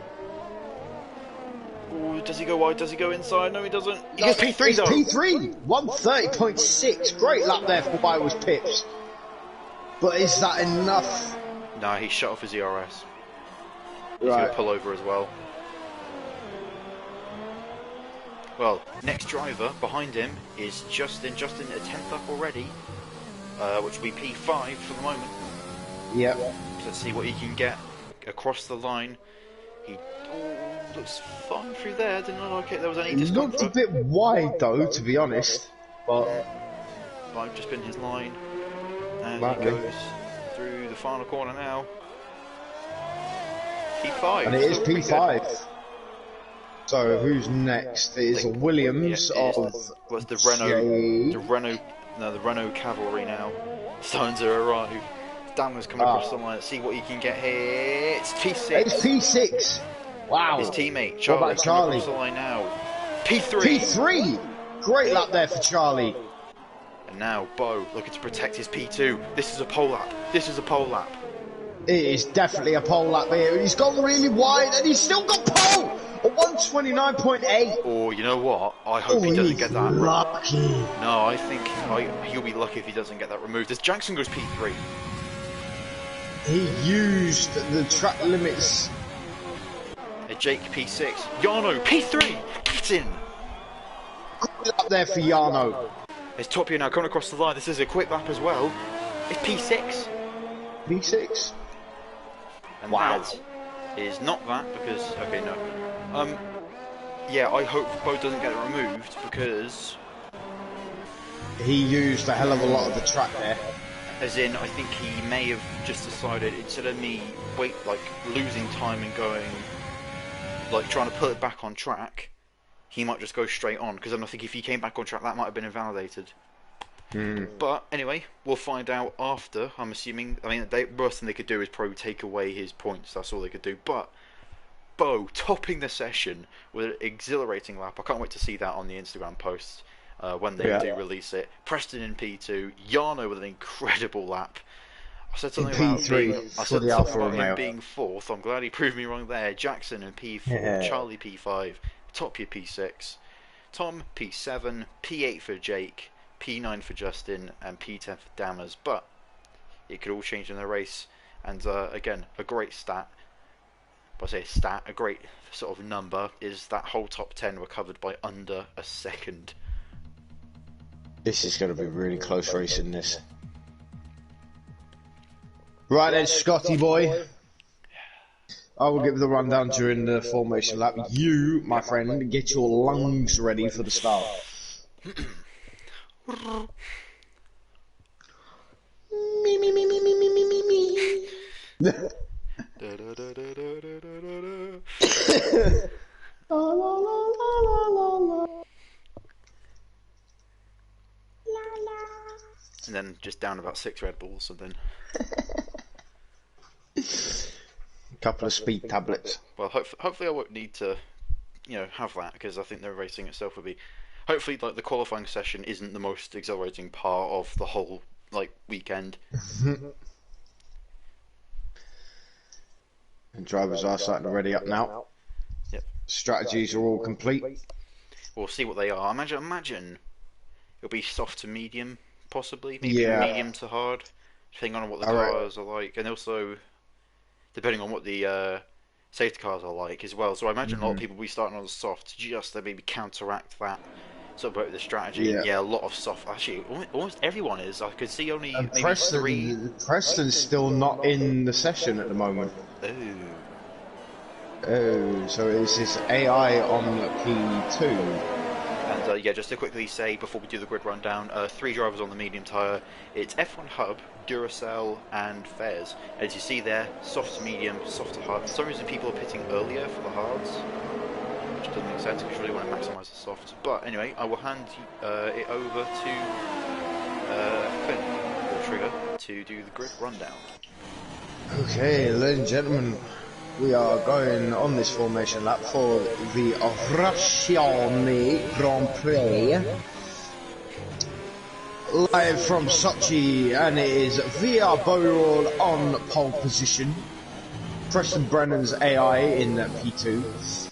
Yarno P3, Jackson P4, Charlie P5, Fopia P6, Wires Pips P7, Jake Marsh P8, Justin P9, Dammers P10. And then so it goes in P11, Kimmy in P12, Omar P13, Giotto P14, F1 Hub P15, Duracell P16, Miguel P17, Fairs P18, Manu P19, and Branny lines up at the back in a P20. Well, hallelujah! This should be. I want to say it's good. I want to say it should be. It's going to be a good race. It's going to be a good race, no doubt. I'd be interested to see what Bo does for strategy, because usually we're able to see him having these strategies where he's able to fly through the grid. I wonder if we'll see one where he'll instead fly ahead and then just do some, really nice strategies. Well, we shall see. As we see the drivers now lining up on the grid. As you see the roller coaster backdrop, and hopefully this race will be a bit of a roller coaster as well. We'll probably be seeing crashes, we'll be seeing clashes, we'll be seeing racing. Let me alliterate, no one actually got disqualified on the formation lap. Yay. So we have literally had a clean formation lap for the first time in Torpedo League history. Let's see. It's going to be, right, here we go. The glitch is on though. And then Preston's car. We saw the 5 lights.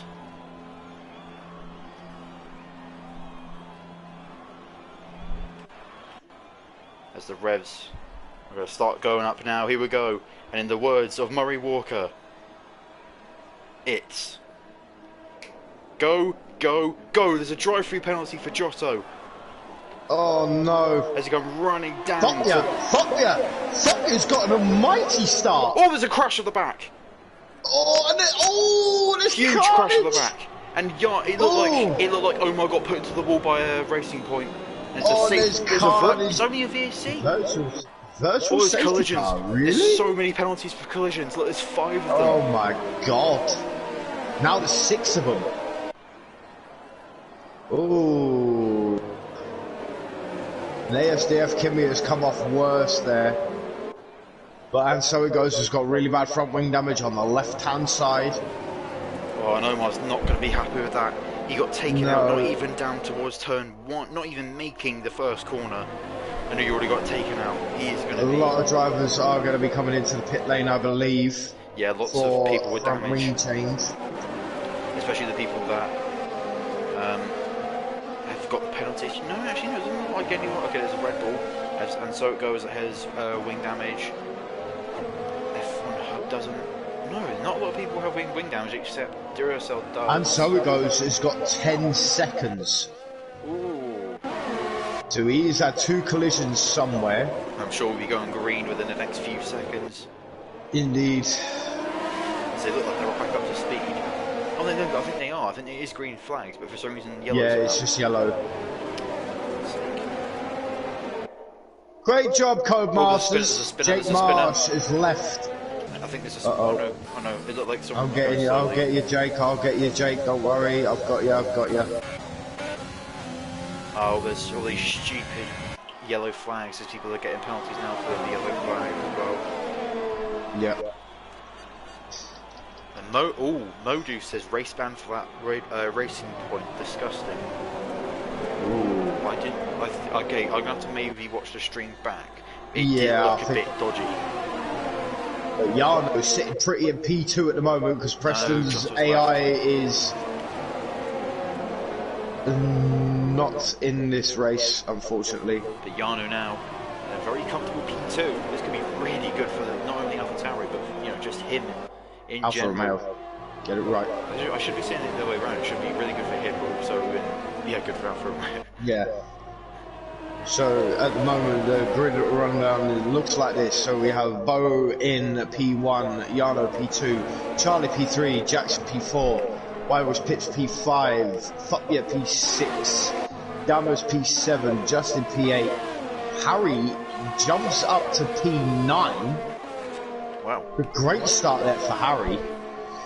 Kimmy is in P10. Battling between Damos and it's just they all made it through fine, don't. So, Kimmy in P10, Manu P11, Miguel P12, Fairs P13,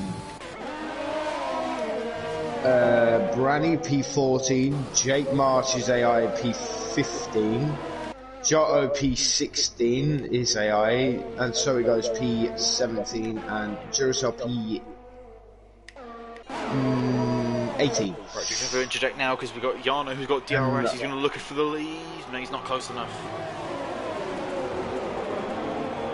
He's not close enough to make any launches, and neither was, I think he's got an injury coach. Anyway, Charlie though is going to try and manage that gap, because not only has he got Yano in front of him, who's really want to catch up to, he's also got Jackson behind him, who is probably going to want to, maybe nick that position. I am riding on board with Jackson to keep an eye on the front runners at the moment. Oh, Jackson goes really wide. Is he got? Did it look warning worthy? Yeah. Ah. He would have got a warning for that. Well, yeah, for exceeding. Yeah. I tell you what, I don't know if it's the slipstream, but even through that sector there, it looked like Yano wasn't really losing much time to Bo. It looks like he's more gaining time than he is losing time to anybody.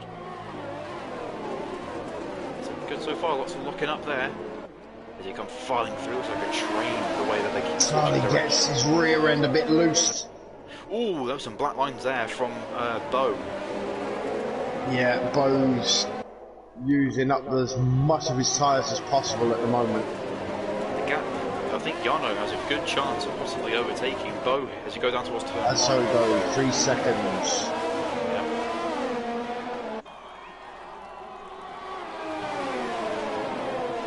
And Bo now being left to hang up to dry as Kimmy gets the fastest lap of the race. He's not close enough. I thought the DRS would be helping him a lot. Turns out actually Bo. How much? Bo has 60% DRS, meanwhile Yano is about 80. It all depends on the setup as well, don't forget. True, Manu, 3 second time penalty. Obviously, if they've got less rear wing, it's going to give them a lot more top end speed. Yeah. So, but it's also going to hinder them on the corners because it's going to make the back end really, really loose.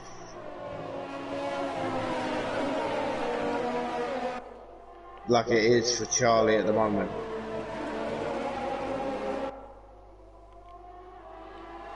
But now Irish Pips is on this train for P1. So the top 5 are within a second of each other, I believe. No, Charlie's lost. Yeah, Charlie has dropped back a little bit. He's still on for a podium though, so he'll definitely be happy with this at the moment. And just watching Bo. Bo's locking up a lot. I haven't seen a lot of locking up since probably Baku. Yeah. Oh, ASDF Kimmy is on the back of Justin. Oh, Justin's squeezing Kimmy towards the wall. He's been sandwiched here by the 2 racing points. Oof. And Yano not really gaining. Kimmy will have the DRS going down the main straight. I gotta say, I know what you said about setup, but down the straight, it almost looks like Yano's got some sort of maximum downforce or something, because it's like he opens the DRS and he's only gaining about 1/10. And Kimmy has just lost the position to Manu. He's right on the back of him, though. But they're all on the back of Harry here. Harry's really struggling. The trouble is though, yes, he's got clean air, but he has not got anyone to latch onto down the straight. So he's just being swallowed up, being chased. Granny, 3 seconds. Yep.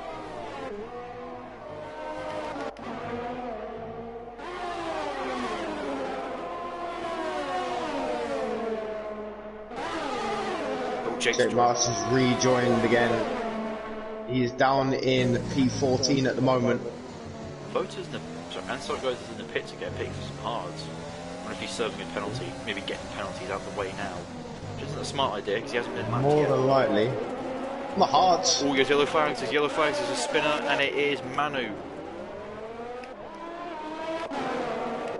So Kimi now up into the points, and he's also close to Justin as well. He might actually go to get a pass done. Bowyard's taking the fastest lap of the race. Good lap. Taking that honour away from Kimi. Speaking of, he's going to try and get past Justin now. There's 3 tenths separating them at the moment, but once DRS comes into play, it'll be a lot less. Charlie penalty! And Jake is spun as well.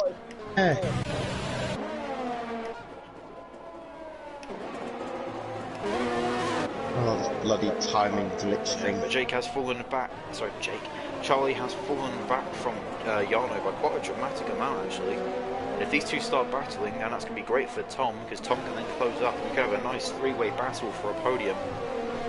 Indeed. Well, just a quick one. If Preston doesn't rejoin, will they disqualify his car because it was an AI?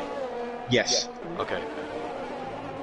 So yeah, if anyone's watching, basically, see Preston, imagine he's not there, and everyone else below is all there. This car here, it doesn't exist. Yeah. Yeah. It's this and backwards that you need to focus on. It's annoying because I want to focus on Jarno, but if I go on any onboards, he will have that annoying engine glitch. Ooh, speaking of which, he just had a really floppy rear end there. It just came out for no reason. However, it's very easy to do. I think I may have highlighted it in the hot lap. If you go a little bit too deep into that corner, sorry, shout, I guess it's called, I think you turned too early. Basically, if you take it wrong, there's a very high chance that you can kind of go wide and lose the rear end. Yeah, it does happen. It's happened to me a couple of times. Charlie defending from Jackson. No moves being made, but it was looking close. And this could be their battle of the race at the moment. Kimi is close to... No, he's not. Yeah, he is. Jackson's looking to make the move. He's making the move. Oh! There's contact! That had shades of Bottas and Raikkonen. Oh! Jackson doing his little Jackson bomb going down the inside. Jackson won't like that though, because he probably thought, he definitely will think, and I know it as a driver. Oh! What's happened to Preston's AI? For some reason it's completely slowed. Because Bo's just got past it, Garner's got past it. Well, yeah, AI is a lot slower than... Yeah, but it was like 9 seconds ahead at one point, like a couple laps ago. Well, yeah, but obviously it's not going to stay in front for long, is it? Well, no, I know, but it's just dramatically going to drop back. It's just weird. Jackson going really deep. Yeah. But yeah, Jackson, I don't think will be happy with that, because he probably could think, you know, you could at least give me a bit more room. You know, that corner, I think you can afford to go wider. On Charlie's defence, Charlie did give him a hell of a bit more room than, you know, needed. I mean, but I think the camera Charlie's got a red cross, Charlie's lagging. Well, he did have a red cross, but he's not anymore. Again. It'll be the second time it happens this season. I think it's... No, Charlie's okay, he's okay. Might have just been a bit of a ping spike or something. Yeah, I think it was, yeah. Jarno now, only half a second. It's closing in a little bit more now.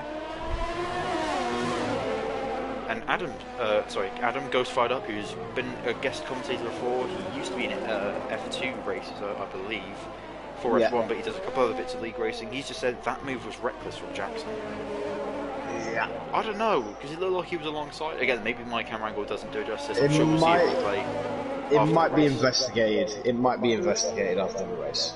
From my personal point of view, I think he went for a move that was justified. I just think that the way the corner is, it's very difficult to go side by side through there without any sort of contact. And I think Jackson was lucky to get away with only that little half spin. Yeah.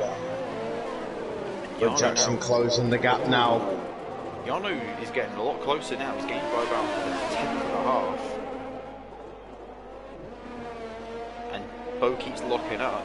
I think it's around maybe the Bo's nearly lost the back end. I think Bo's going to pit. Bo's going to pit. Yano's staying out. And Yano will take the lead of the race for now. Anyone else going to pit? Jackson definitely won't, because there'll be a double stacking situation if they did. Let's go back towards these two. Let's see what Jackson does now. I don't know Charlie if these goes two are in a party or defensive. not. Oh yeah, they more likely will be.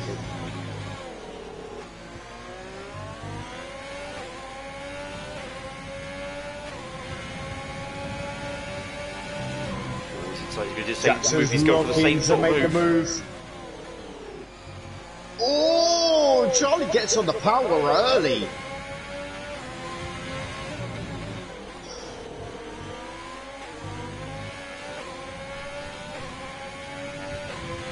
This is helping Yano out massively here.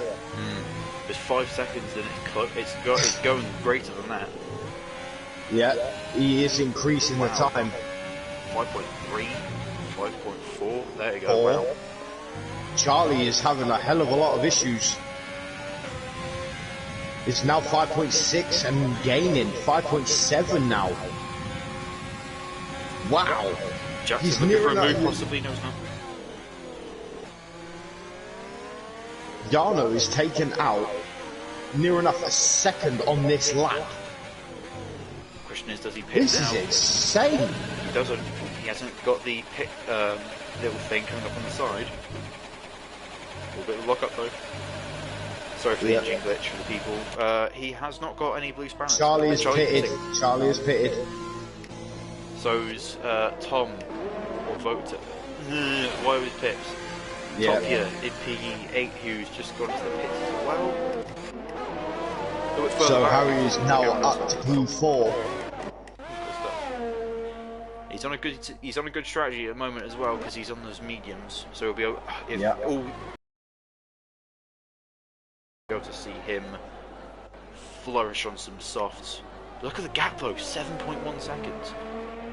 Massive gap. Yano's being rapid. Yano could be on for a race win here. Only thing is though, not to discredit Yano, because I'd love to see him win. No offense to anybody else on the grid. But we know how good Bo is with the strategies. We know how quick he is. Yeah. So that could come into play as well. Because maybe that undercut, maybe it was planned. Maybe it was kind of just I'm locking up a lot. Maybe I'll just go into some new tyres, get some fresh air. Well, saying that though, no, he's not. He's right on the back behind Miguel at the moment, so not a lot of fresh air. But ASDF Kimi looking to get past Preston's AI car and does. And Jerome Muller saying, Yano P1. Yeah, he got. If you didn't watch, he qualified P3, and yeah, he's been quick throughout. As Jackson now going into the pits. Jackson is now pitted. So Harry stays out. Kimi goes into the pit. Justin is the pits as well. His teammate staying out. Now, for some reason, Bo looked like he was faking it there, but Miguel goes into the pits, and oh no, Bo's into the pits. Bo's in the pits. What's Bo doing? Is he going onto the set of hards? So it's going to be a Ferrari double stack. What the hell? Oh, he's going on to another set of mediums. Oh, he's he's got wing damage. Oh, that must have been from the back slick, because he was right on the back of like Miguel and that. So. Ah, right. Okay. Wow. Okay. This is Yano's on for a proper win here. He's on for a race win. He's now 13 seconds, near enough 14 seconds clear. Adam has just said, wow. Bo, you good? Do you need to take a drink, Bo? Just look like a Smooth criminal. Boward, you okay? Boward, you okay? You okay, Boward? Brownie gets a 3-second time penalty, and I believe Jarno is going to pit this lap. Has he got the blue? He is coming into the pit. He is coming into the pits. Yep. Nice and easy. Oh yeah, don't speed. Oh, there's a spinner. There's a spinner. There's a VSC. That's perfect. That's perfect for Jarno as well. Perfect for Jarno. This has helped him out massively here. And Vladimir Putin is smiling down on Jarno. It was the Williams of Jake. Right. Yeah, look, if you go to Jake, he's almost got a barge board. Ooh, as Tom gets a 3-second time penalty. Yeah. As Jarno has been overtaken by F1 by Harry. That is insanely good. But Jarno being on 11 lap. Oh, 11 lap. Oh, I don't even know what I'm talking about. I'm sorry, if I was Jarno right now, I'd be pinching myself. If you cast your minds, I don't know if you remember this, Imola, the 2020 F1 season, when Lewis Hamilton had that incredible VSC pit stop. Oh, yeah. That is very reminiscent of this, because that VSC came out at the perfect time. He was in the pits, and he's only dropped one position from what could have been possibly him dropping down to P4. Of course, that was before everyone was pitted as well, but wow. But Jarno just needs to keep it clean now. And there's a lot of penalties being thrown out here. Let me check. I'll go on Race Director quickly. Yeah, Adam just said as well, Imola 2020 vibes. Yeah. So far, F1 Hub has got apparently a penalty and a warning, but I don't think I've seen that. Jarno has 2 warnings. Charlie he needs to keep it clean. Oh, it says 2 warnings and penalty plus 2 warnings, so there might have been some contact ones there. Jackson with only 1 warning. Wyom's Pips with a warning, penalty, and warning. Topia 2 warnings. Kimi 1 warning. Fairs 2 warnings, a penalty, and another warning. And then finally Justin with a penalty and a warning, and then 2 warnings. But I will alliterate, Jarno is catching F1 Hub at a rapid pace. Jackson the fastest lap there, but Topia gets a penalty. Jackson is on the back of Charlie. Oh, here we go. Could we see another move into turn, what's this, turn 4? No, turn 5, sorry. I don't think he's there, he would have to really send it. Maximising that 6th gear, something like that Ferrari was screaming through there.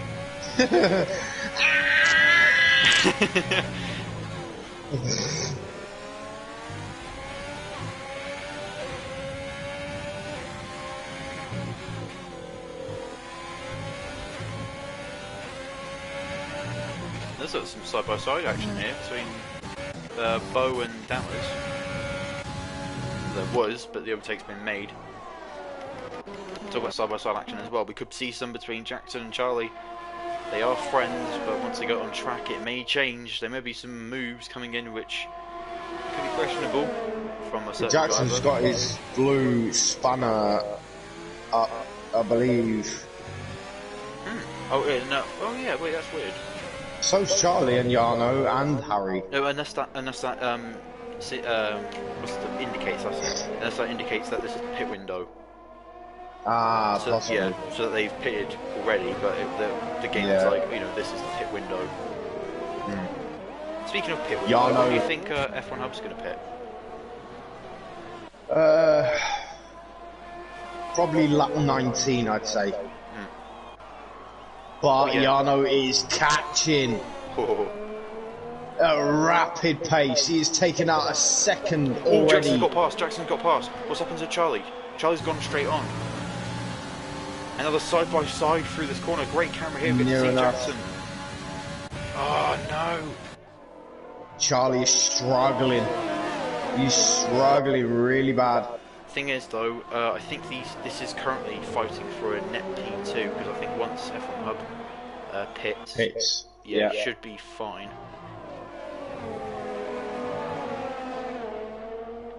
but not really, not much is going on towards the back of the field. Was Manu and Dammers? Got 3 tenths No, per Manu second, and 4 Bo. tenths per second. Bo Sorry, yeah, is Manu is 3 tenths behind Bo at the moment.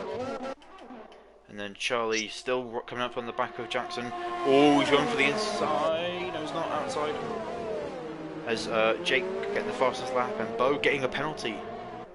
The race goes bad. Goes from bad to and Manu worse. as well. Yeah. And look at Why this. was Pips is on the back of this now? And we said earlier, well, guessed earlier that in season 1, and earlier I joked around with him. I said, imagine if you get another podium here. Charlie now looking to make the move on Jackson, going down the turn 2 and gets past him with ease. Wow. Ooh, a bit of an aggressive come across there. I think he was confident where Jackson was. Yeah. But will Jackson go for the same sort of move that he did before that almost cost him, well, this position right here? He doesn't, still following him, but he's going to worry about why was picked behind him. And Adam saying, remember, if Charlie gets a podium, he has to jump in the sea. I'm sure that will get some rounds. Right, okay. That video's going to get the rounds on YouTube. Yeah. I'll tell you what, that video will go viral. No doubt. Suffering from success. Yeah. But Jarno's catching F1 Hub. He's 2.9 seconds behind now. Actually, good way to... I will do, Blue. I will do. Good way to tell when he's going to I will get that video and I'll show you. Well, you can always see the video by going to Torpedo League. Yeah. Oh, yeah. Instagram. Also, if you're on, if you have Instagram, Blue, you can go and follow Torpedo League on Instagram. That video will more than likely get uploaded on there. But if you don't have Instagram, then I will link the video to you.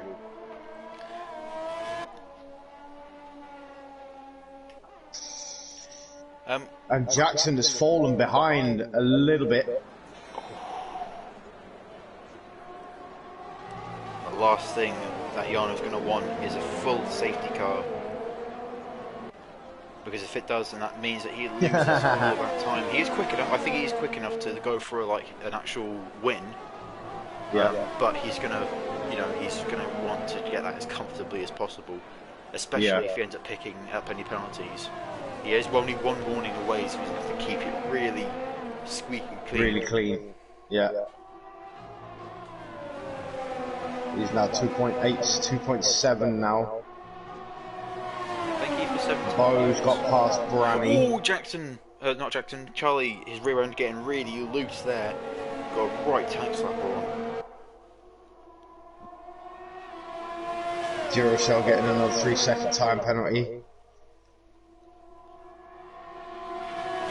This is I know it's not the same cars, but it's quite reminiscent of George, Alex and Lando battling in Russia, because these three here are all quite good friends. And they all race together. Yeah. Blues just said, I want F1 tested for steroids.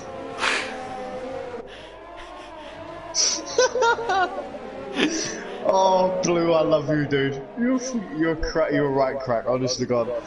Adam's saying, how many warnings does Jackson have? That is a good question. He may have... Yeah. He might be one away from a penalty. Let's find out. Jackson has only one warning at the moment. Charlie, I think one. Miguel has left. Oh, Miguel's left. Miguel's left. Tom, though, with a lot of warnings.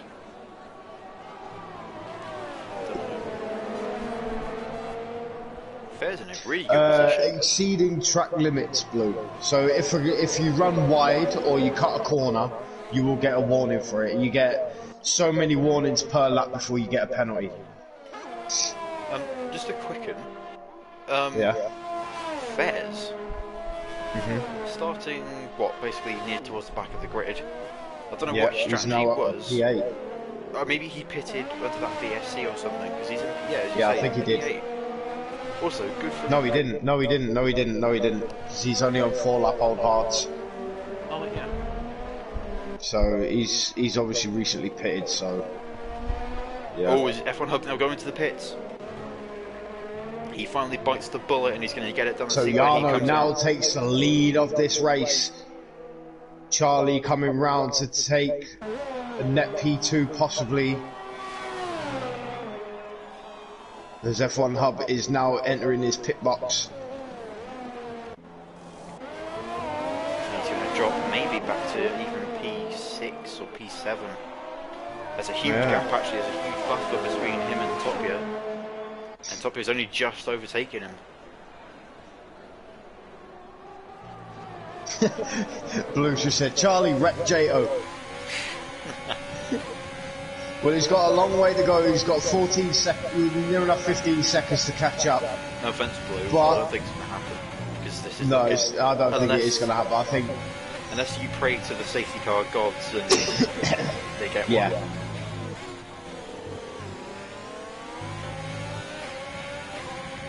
Unless Jarno somehow gets like 16 or 15 seconds worth of penalties. J.O. is cheating. Someone should impact his car for using NOS. In an Afro minute. And Blue Onish has just said, pray to the safety car gods. Well, in true Top Gear fashion, the Alfa Romeo should catch fire at some point. Yeah. That's the most reliable Alfa Romeo I've actually ever seen. Oh, why was Pips nearly runs into the back of Jackson? Oof. What was that, down into that heavy braking? Yeah. Ooh, yeah.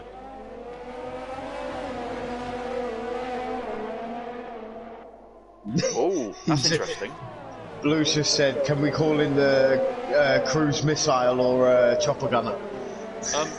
Also, this podium fight is not over because I think F1 Hub has taken a page out of Bo's book because he's now on these softs. Oh yeah, he's going to be going to the end. He's going to be rapid on those. Well, let's ride on board with him and see where he's 4 seconds behind Fopia at the moment. Let's see what it's like for this lap. So 4.1 at the moment. By the end of the lap, yeah, 4.1. It may be about 3.2, maybe. Oh, no, he's 3.8 at the moment. Ooh, okay. There's Kimi and Fairs, I think, having a bit of a battle there. Is there any damage for Fairs? There isn't. It looked like one of them maybe got worse off there, and I think it was Fairs. Yeah.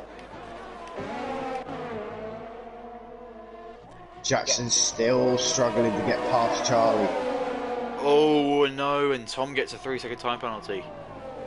Actually, to be brutally honest, Fairs doesn't. Sorry, not Fairs. Jackson doesn't have to do much because Charlie has got that penalty. Indeed. F1 Hub. So Adam says F1 Hub is 8 seconds off of Thomas. I think it's a bit too much. You sure about that? Do you want to jump in the sea if if he does? Well, considering it's already now about less than 7. No, it's about 7.3 seconds at the moment. That's 7/10 in 1 lap. Bears has got past Kimi. There's 8 laps to go. Bowie Royal has got past Justin. Oh no, 8 laps to go. Yeah, with 8 laps to go, I think F1 Hub might be able to get towards the back. I'd maybe not overtake, but look, already he's on the back of. F1 Hub with the fastest lap of the race, a 1:32.7.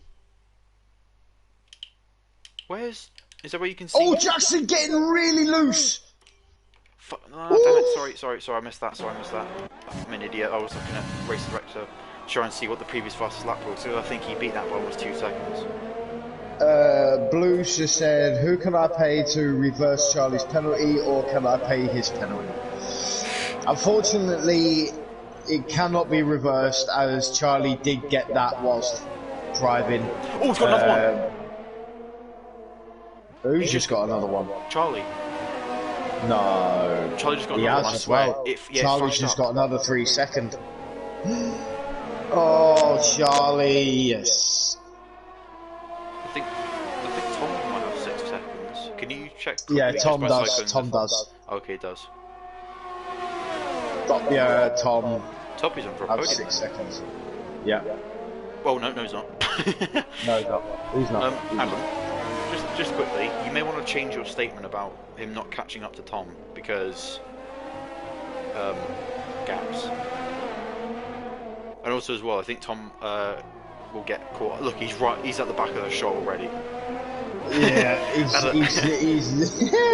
near enough there. Adam just said, "Well."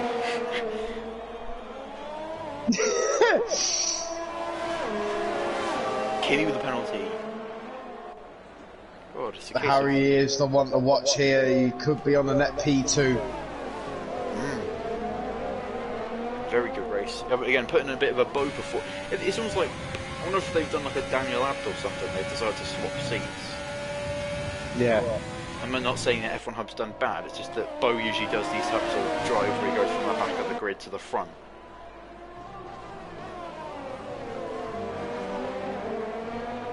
Whoever it is assessing penalties is cheating. Leon? What, the two-time champion? Huh? What? Wait, Leon is the one that assesses penalties, isn't he? I think so, yeah. Yeah, the two-time champion. I don't think he's up to anything fishy. Yeah, well. Unfortunately, the game gives them out. If you don't drive cleanly, then it punishes for it. It is on strict as well, so it's... Because it's annoying, there's no... The corner cutting stringency is on strict, so... Yeah, so you gotta be careful driving around circuit. There's, especially like this, you know, where track limits are literally placed out everywhere, so it doesn't matter where, if you run wide on a certain corner, you're gonna get penalised for it, so... You know, but Harry now 2 seconds behind Wyler's Pips. Literally right there. Harry is flying right now.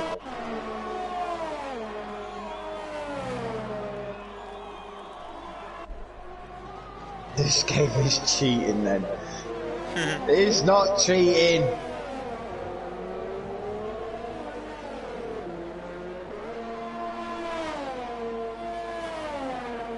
Jackson's still right there though, he's still trying to get past Charlie but can't. Who can afford to give everyone but Charlie's 30-second penalty? I mean, you can speak to the race steward, you know, he might take a bit of cash off you, but I don't know.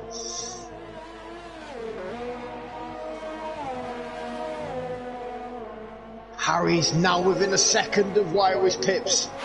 Oh, what a drive. What a drive for Harry.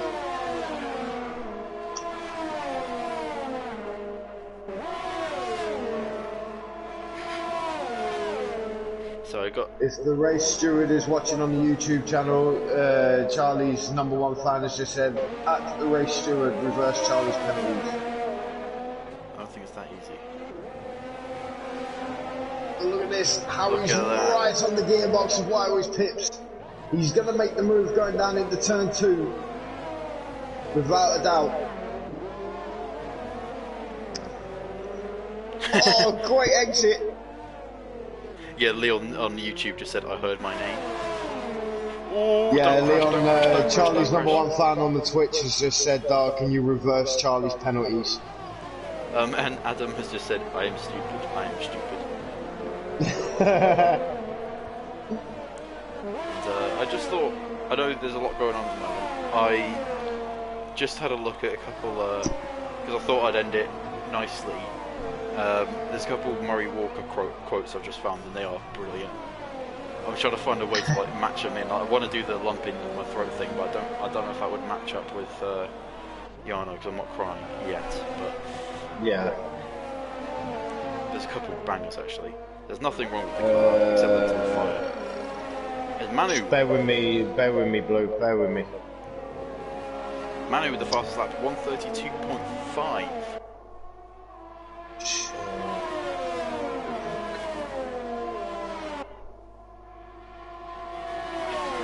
There's a good quote here which I think can match up with what we're doing now. The lead there's the YouTube link there, Blue. The lead car is unique, except for the one behind it is identical. Because we are actually using identical cars. Yeah. Well, you're going to get Blue One Gaming coming onto the YouTube channel now. So, good luck. I'll leave him in your capable hands. Oh, there's been a comment already, so... Hello.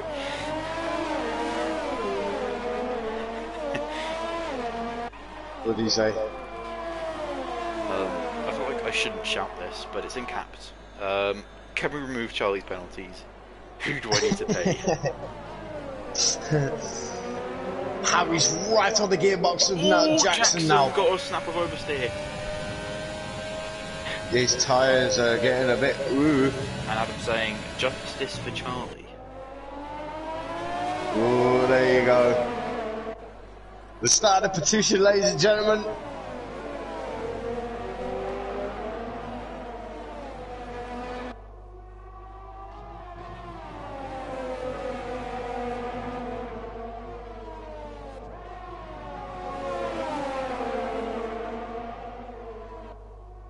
Oh, this is looking to be really, really good fight here, guys.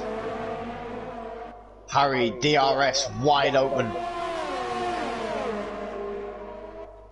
But Jackson, the power. He's looking to make a move. No, he doesn't. Oh. The speed of that Ferrari, Jesus. Oh, he's right on the back of it now. Oh, I appreciate you, Blue. Appreciate you, my dude. And if you remember, if you have to take into what's it called, consideration as well, this is also part of the battle for the championship, because these two are neck on neck, neck to neck. Yeah, neck to neck in the championship. At the moment, Jackson currently, I believe, is the championship leader. Harry's got the run. Harry's got the run. Overtaking effect. Oh, he's they turned the bucket wheels! No, he's on the outside, he's on the inside, he's got it done. He's on the inside, it's a sure move. Jackson can't go for a move here, surely not. He's going for it, he's going for it. Better not, he better not. He's going for it. No, he's not, not. he's not. Oh. No chance. Oh, what a drive from Harry. And before good lord. Before we see Harry assault Charlie with a bunch of barrages of overtakes, or attempted overtakes, I just want to quickly say, Adam just said, I think damage should be promoted to the P1 because reasons.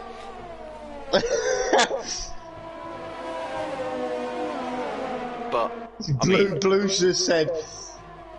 F1 Hub is using NOS. Harry, Blue One has just said Harry is on steroids. I don't think it's because he's on steroids. I think it's because he's on the fast there was contact between Charlie, I think, and F1 Hub. There looked like there was a bit of contact. There wasn't. But he's on the inside though. He's looking for a move, and he's going to absolutely plant it up the inside. But Charlie's kept the position. He's not giving up. That wasn't the smartest place to overtake, but he's going to get him into the penultimate corner. I've never seen an overtake through here, but he's done it. Wow. But Charlie will have DRS now, and Charlie, he's going to throw everything at it. He's on the ERS. He's on the DRS as well, but I don't think he's quick enough, because he's also going to battle with Jackson. Jackson's probably going to go for a move here. Harry moves to defend. Good defensive work at the moment. No one going really into the back of each other. It's funny, Yano's having a nice little Saturday drive, you know, just enjoying life. While these guys here are having an all-out battle for just P2. All-out brawl. And Charlie, unfortunately, this is all in vain because he will have those penalties, although, you know, the apparent payoffs from his fans,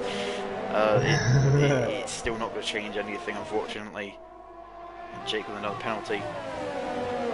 Charlie will yet again lose another good position due to penalties. It'll still be P4, but... Right, Blue, I am sending you the driver standings via Discord. And Marco Bianic, I hope I got that right, says Harry driver of the day. Yeah, no question. Absolutely no question. I know Yano has done really well. Okay, and I am super proud of him, as, I should probably say, he starts the final lap of the race. But, yeah, a great drive. It's been a nice conservative drive from Yano, and an incredible, what will be an incredible win. But also, it's an impeccable drive from F1 Hub to put himself into P2. An incredible drive, but a great drive for Jarno. No taken away from another different race winner this season. How many different race winners? We've got like what, 5 now? 5. I think this would be number 6. I'm not too sure. Let's start flicking through. But I will have a word with him, Blue. Don't worry about it. I will talk to him.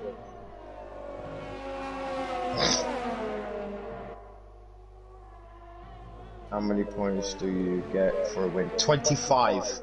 26 if you get the fastest lap. But it's usually 25.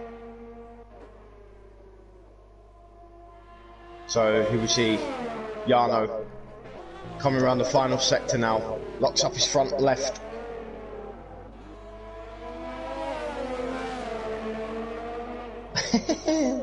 Oh, baby, there's no tea leaves left. Or when he just lapped his teammate. And actually, I'll leave it to you as we come around the corner. So here we go, Jarno coming round the final corner to win the Russian Grand Prix in absolute style. Great drive for Jarno.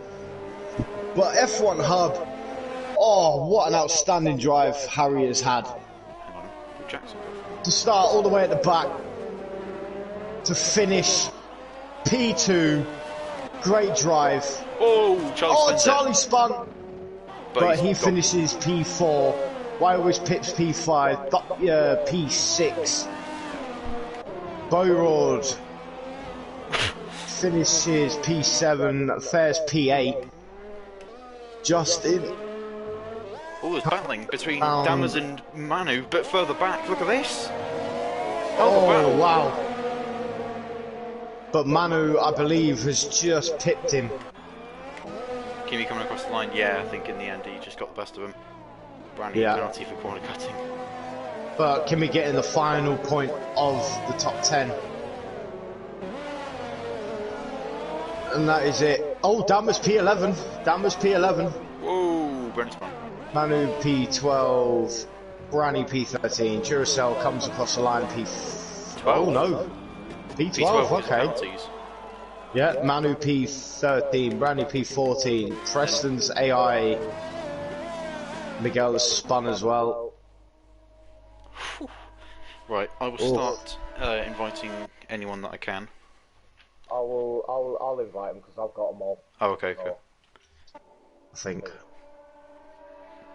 Yeah, I should do. See, this was a bit of a weird one because I don't think the on-track action was okay, but you might have to invite J.O. I'll get. Yeah, it's a bit of a weird one because the actual. No one wrecked him, Blue. No one wrecked him. He spun out on his own. He spun out on his own. Most of the drivers do that. Do I have Jarno? At the end. I do not have Jarno. Okay. Yeah, J.O. Racing. Yeah, I know that. Yeah, the first bit's lowercase. It should come up as like mutual friends or something. When I put down Jato, and yep, there you go. Yeah, as I say, yeah, it's a bit of a weird one because it's like the actual end result itself, and there was a bit of good racing as well. Yeah. Maybe doesn't top something like Monaco or what was the other race? I guess was it Mexico? No, there was one other that was good. I think it was one of the British ones. I don't know. But so far, this season has been really good for racing, you know. So, you know. Right, in the session. Jackson's here, so we're going to wait for a little. Max has for some reason put a pizza emoji. I'm not sure if that relates to. Right. Max probably chilling with some pizza after his Do you need me to get anybody? Do you need me to get anybody? I mean, I've invited Jarno. Right, I'll get Harry. Oh, I thought you already did. No. But yeah, Max with the pizza emoji. And thank you, Marco. Thank you for watching. Much appreciated. And Max is here actually. Only recently, I know he said about the pizza emoji, but if you are still watching, great win last night actually. Really good win.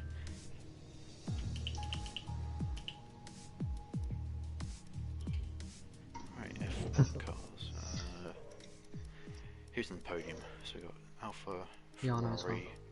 Yeah, Alpha, Ferrari, McLaren.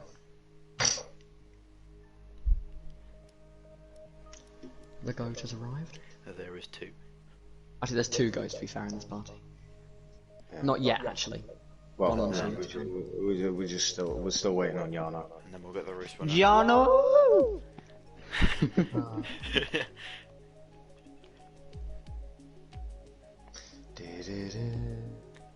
Come on, Yana, we ain't got all bloody day.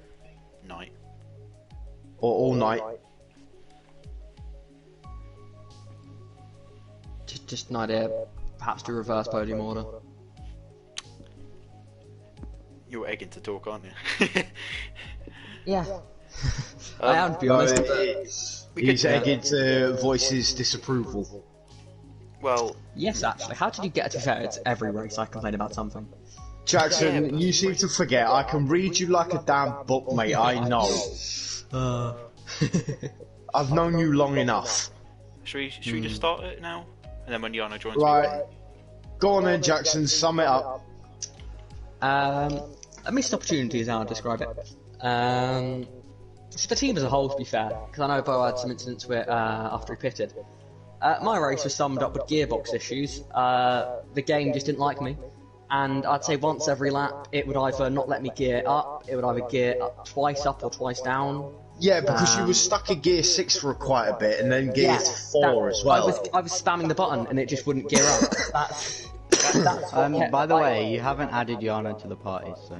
I was gonna say, Oh, hold on. Hold on. I have. I had a Jatto, didn't I? Yeah, What? you had him. You had him.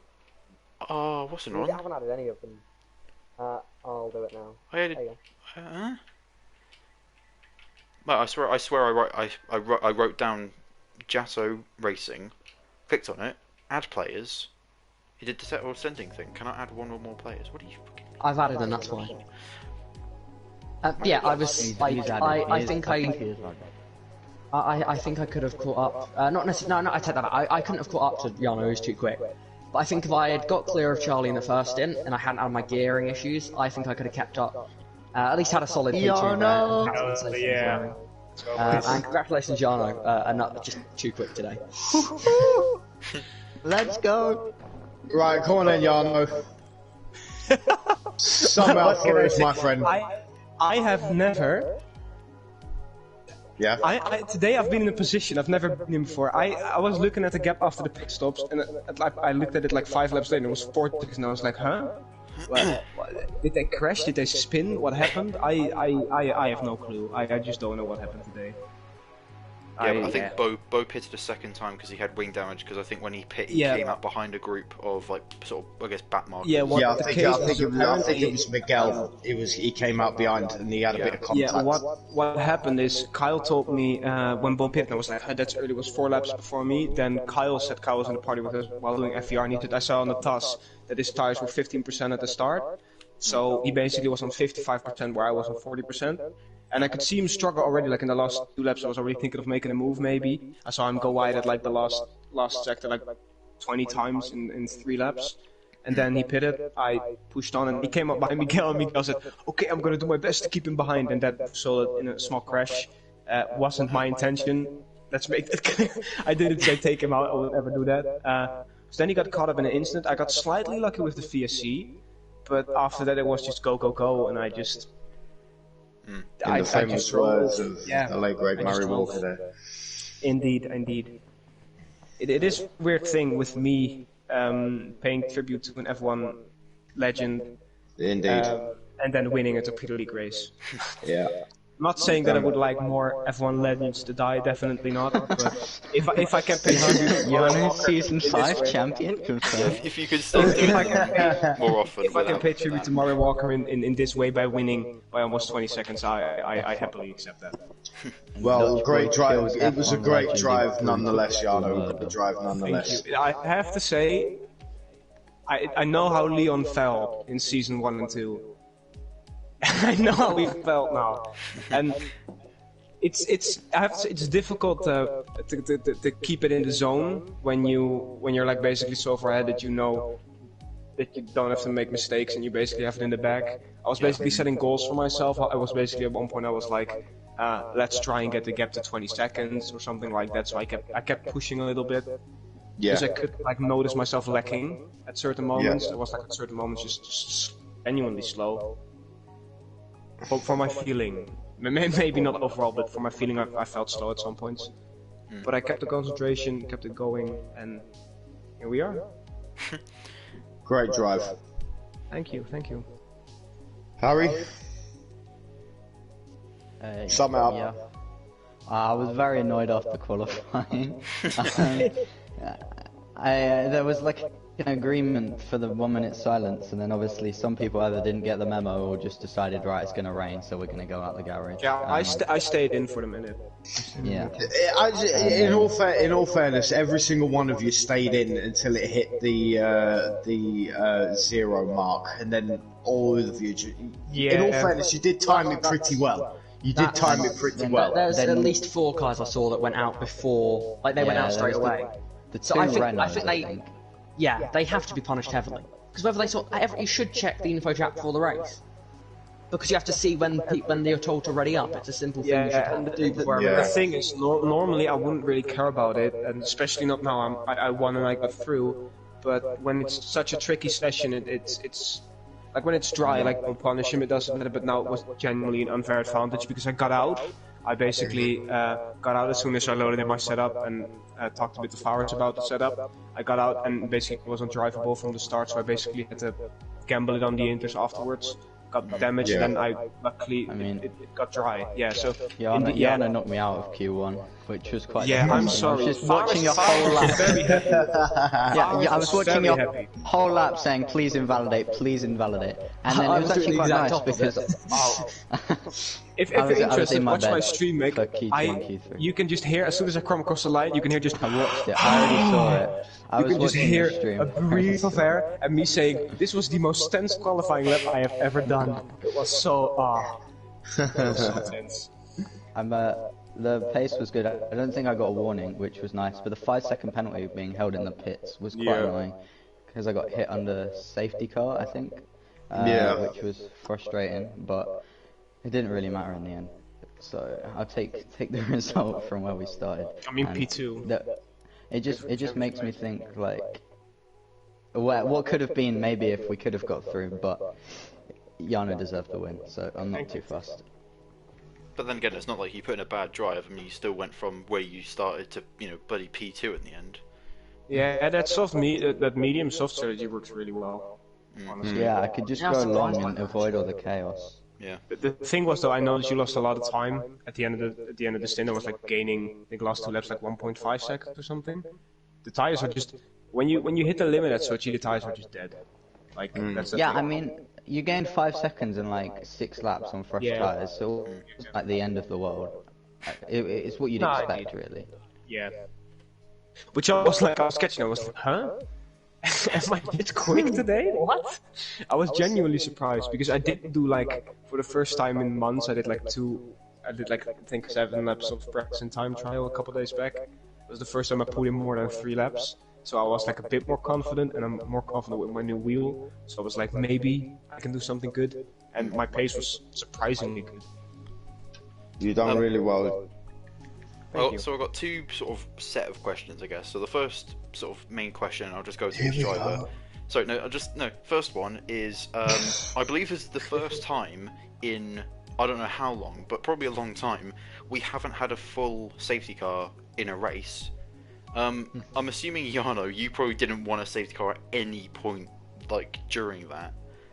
Because of at the moment I was 14 seconds out of it. I was like, I would rather not have a safety car, but I saw how much I was pulling away.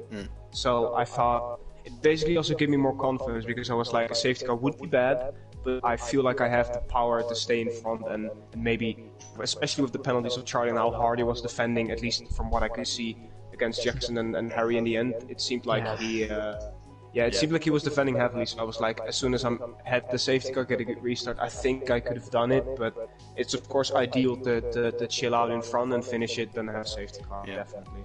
And then what about you two? What about Well, Harry, first of all, were any points of the race where you kind of thinking, yeah, if a safety car could come out right now, I think that'd be perfect? Yeah, just after I pitted. Just before I pitted for softs, I had the gap to the guys behind, and I would have been on fresh softs with Yano just in front. I was like, yeah, let's have a safety car. That virtual safety car, because we have 3 virtual safety cars or something. I was actually in the pit lane before the virtual safety car. The virtual safety car came on when I switched my pit limiter on.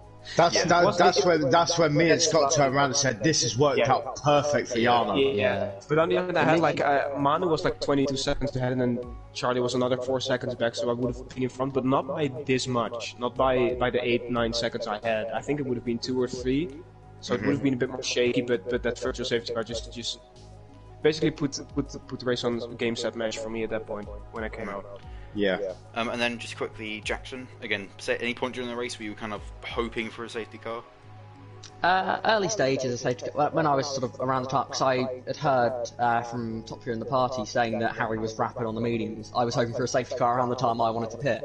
Because although it would sort of give everyone else on the softs a boost, it would hurt Harry. And although I wanted to battle Harry on track, it would not. As I saw later in the race, it's not fun when he's got fresh softs.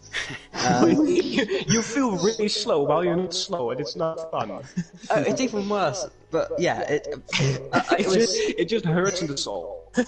I was glad, especially after Harry pit. But not only that, once I started to have my gearbox issues, I knew that if there was a safety car restart, if I started the restart and then had stayed in gear, that could have caused an almighty crash behind me and probably taken me in it. So with my gearbox issues that I was having late in the race, I say late in the race, it started about 10 laps in. But with the issues I was having, I'm glad a safety car didn't come out, because I went into the race saying I'd be happy with P3, and that's what I came out with, so I'm happy. And last couple, literally just the last question. So we've only got 5 races left of the season. It's flown by. Next time out, we will be in Japan. So I'll ask this question to Harry first. Assuming you're going to be there next weekend. Your teammate Branny won there last time you went to Suzuka. Do you think you can make it, a McLaren, 2 in a row possibly? I hate Suzuka. What if you? I hate Sochi as well. Just say you hate to drive it. That sounds a bit more less infuriating to the guys that are watching. Because otherwise you'll just. I don't really care. I hate the track. It's stupid track. Stupid S section. I'm not fast there, so I don't like it. How to delete someone from PlayStation Party? What about you, Jackson? Oh, sorry, I didn't know you were finished. Sorry. I was gonna say it's not a legendary track, but I didn't like Sochi either, but we saw what happened, so we can see what happens in the race. Let's go, Jackson. What about you? How do you feel about Suzuka? Looking forward to it or not? Last season I got a podium there, and it was one of my first few races I did with no traction control. And I mean, I was gifted the podium by Fairs' incidents, but I felt solid last season there. The McLaren's last season were way too quick. But I have had a few league races there recently where I haven't been too quick, but I put a bit more time and effort into it. I think I can be competitive at least. I'll be aiming for another podium, which is what I'm pretty much going to every race with the aim of. And yeah, I'll be happy coming out with a podium. But, if I can fight for the win, then of course I'll want to win the race. And finally, Yano, think you can make it 2 in a row? Well, it's a shame now, but I'm probably not going to race next week. I'm away for the weekend. Okay. But I would like to say something else. I am going, it's been decided a couple of days ago between me and Faris and Kyle, don't worry. I'm going to join Faris for the remainder of the season, so this was my last Alpha race for the season.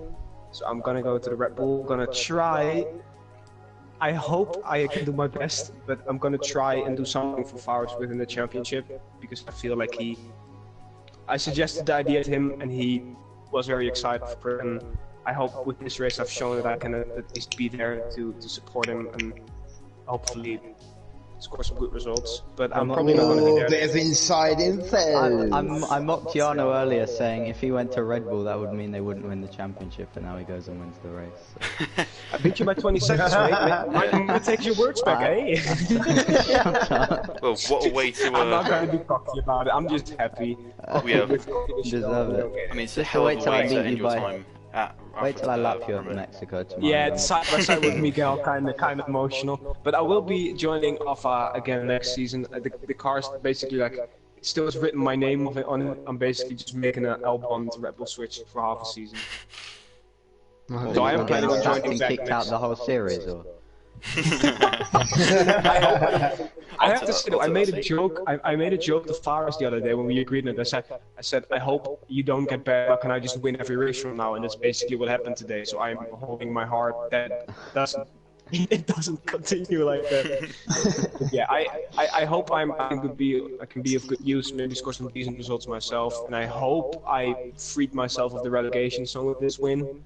I think I did. In full fairness. I think you might have done actually. Yeah, you should be fine. I think I've done well with that. I mean, I scored more points than in the whole season.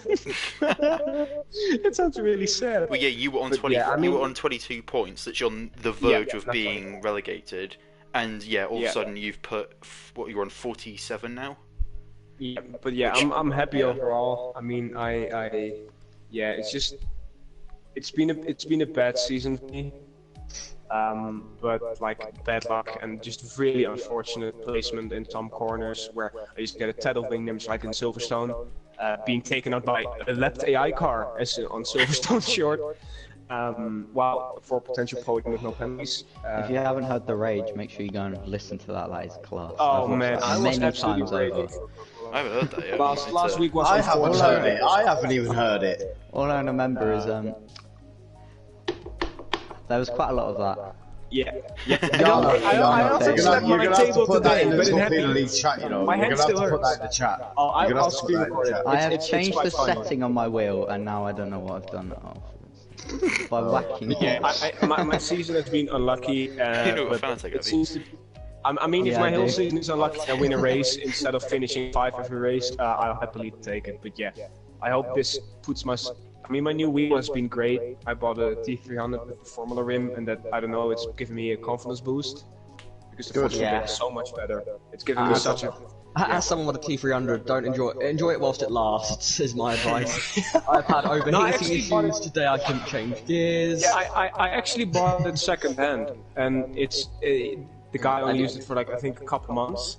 So, yeah, mine likes me for now, and I make very sweet love to it while driving. He's good to me, and I'm good to him. But yeah, it's giving me confidence. Like next Saturday, Yana, right? Yeah, exactly. The wheel just so much more consistency in the races. I haven't seen my lap times like overall, but I think I was very consistent at one point. It just makes driving so much more easy. Yeah. It felt really good, and I'm happy to share this with my friends and Miko, who this time was my guardian across the line. Last time it was Manu, of course. But yeah, I'm happy, and I hope I don't have to fight for relegation now. Pray. Right, well, thank you very much for talking to us. And thanks for entertaining us for a good hour and a half. It was really good stuff to watch, really good to commentate on. Yeah, I mean, I'm sorry, but like, I'm sorry if... Okay, this is gonna sound really cocky, but it isn't. I'm sorry if I made the race boring, or both spin made the race boring, because I think it would have been a very exciting last few laps if I actually raced, but... Hey, there was plenty of action behind you, it's fine. Yeah, there was plenty of action behind you, a lot of overtakes, you know, a lot of battling, so, that's you know... That's good to hear, I just didn't wanna... Yeah, I kind of felt bad to the end. It was kind of like, I would have hoped that I would have like battled with Bo, but yeah. You got nothing to worry about, mate. It's all good. It's all good. Although I think I would have won the race without Bo too, because Bo, when did Bo pit, like lap 7 or something for the mediums? I think it's 8. Yeah, and I think his tires died out so much at the end. Like, I was struggling at the end slightly. I was like on 50%. I think it would have been like 60, 65, so I think I could have won the race also without Bo, especially with the gap we already put to Charlie, but yeah, I'm very satisfied. Well, great race nonetheless. Yano, congratulations. Harry, great drive towards the end. Congratulations on P2. Jackson, congratulations again on P3. Thank you. Thank you very much, guys, for joining us and chatting with us. And good commentary. Good luck. Thank you very much. Thank you very much. And we will see you next week. Yep, I'm ending the stream now. So yeah, it's a goodbye from me, and it's a goodbye from. A goodbye from me. Yep. We will see you next week for the whatever Grand Prix it is. I don't know. Suzuka. But, yeah. Arigato. Arigato. Take care now. Bye bye then.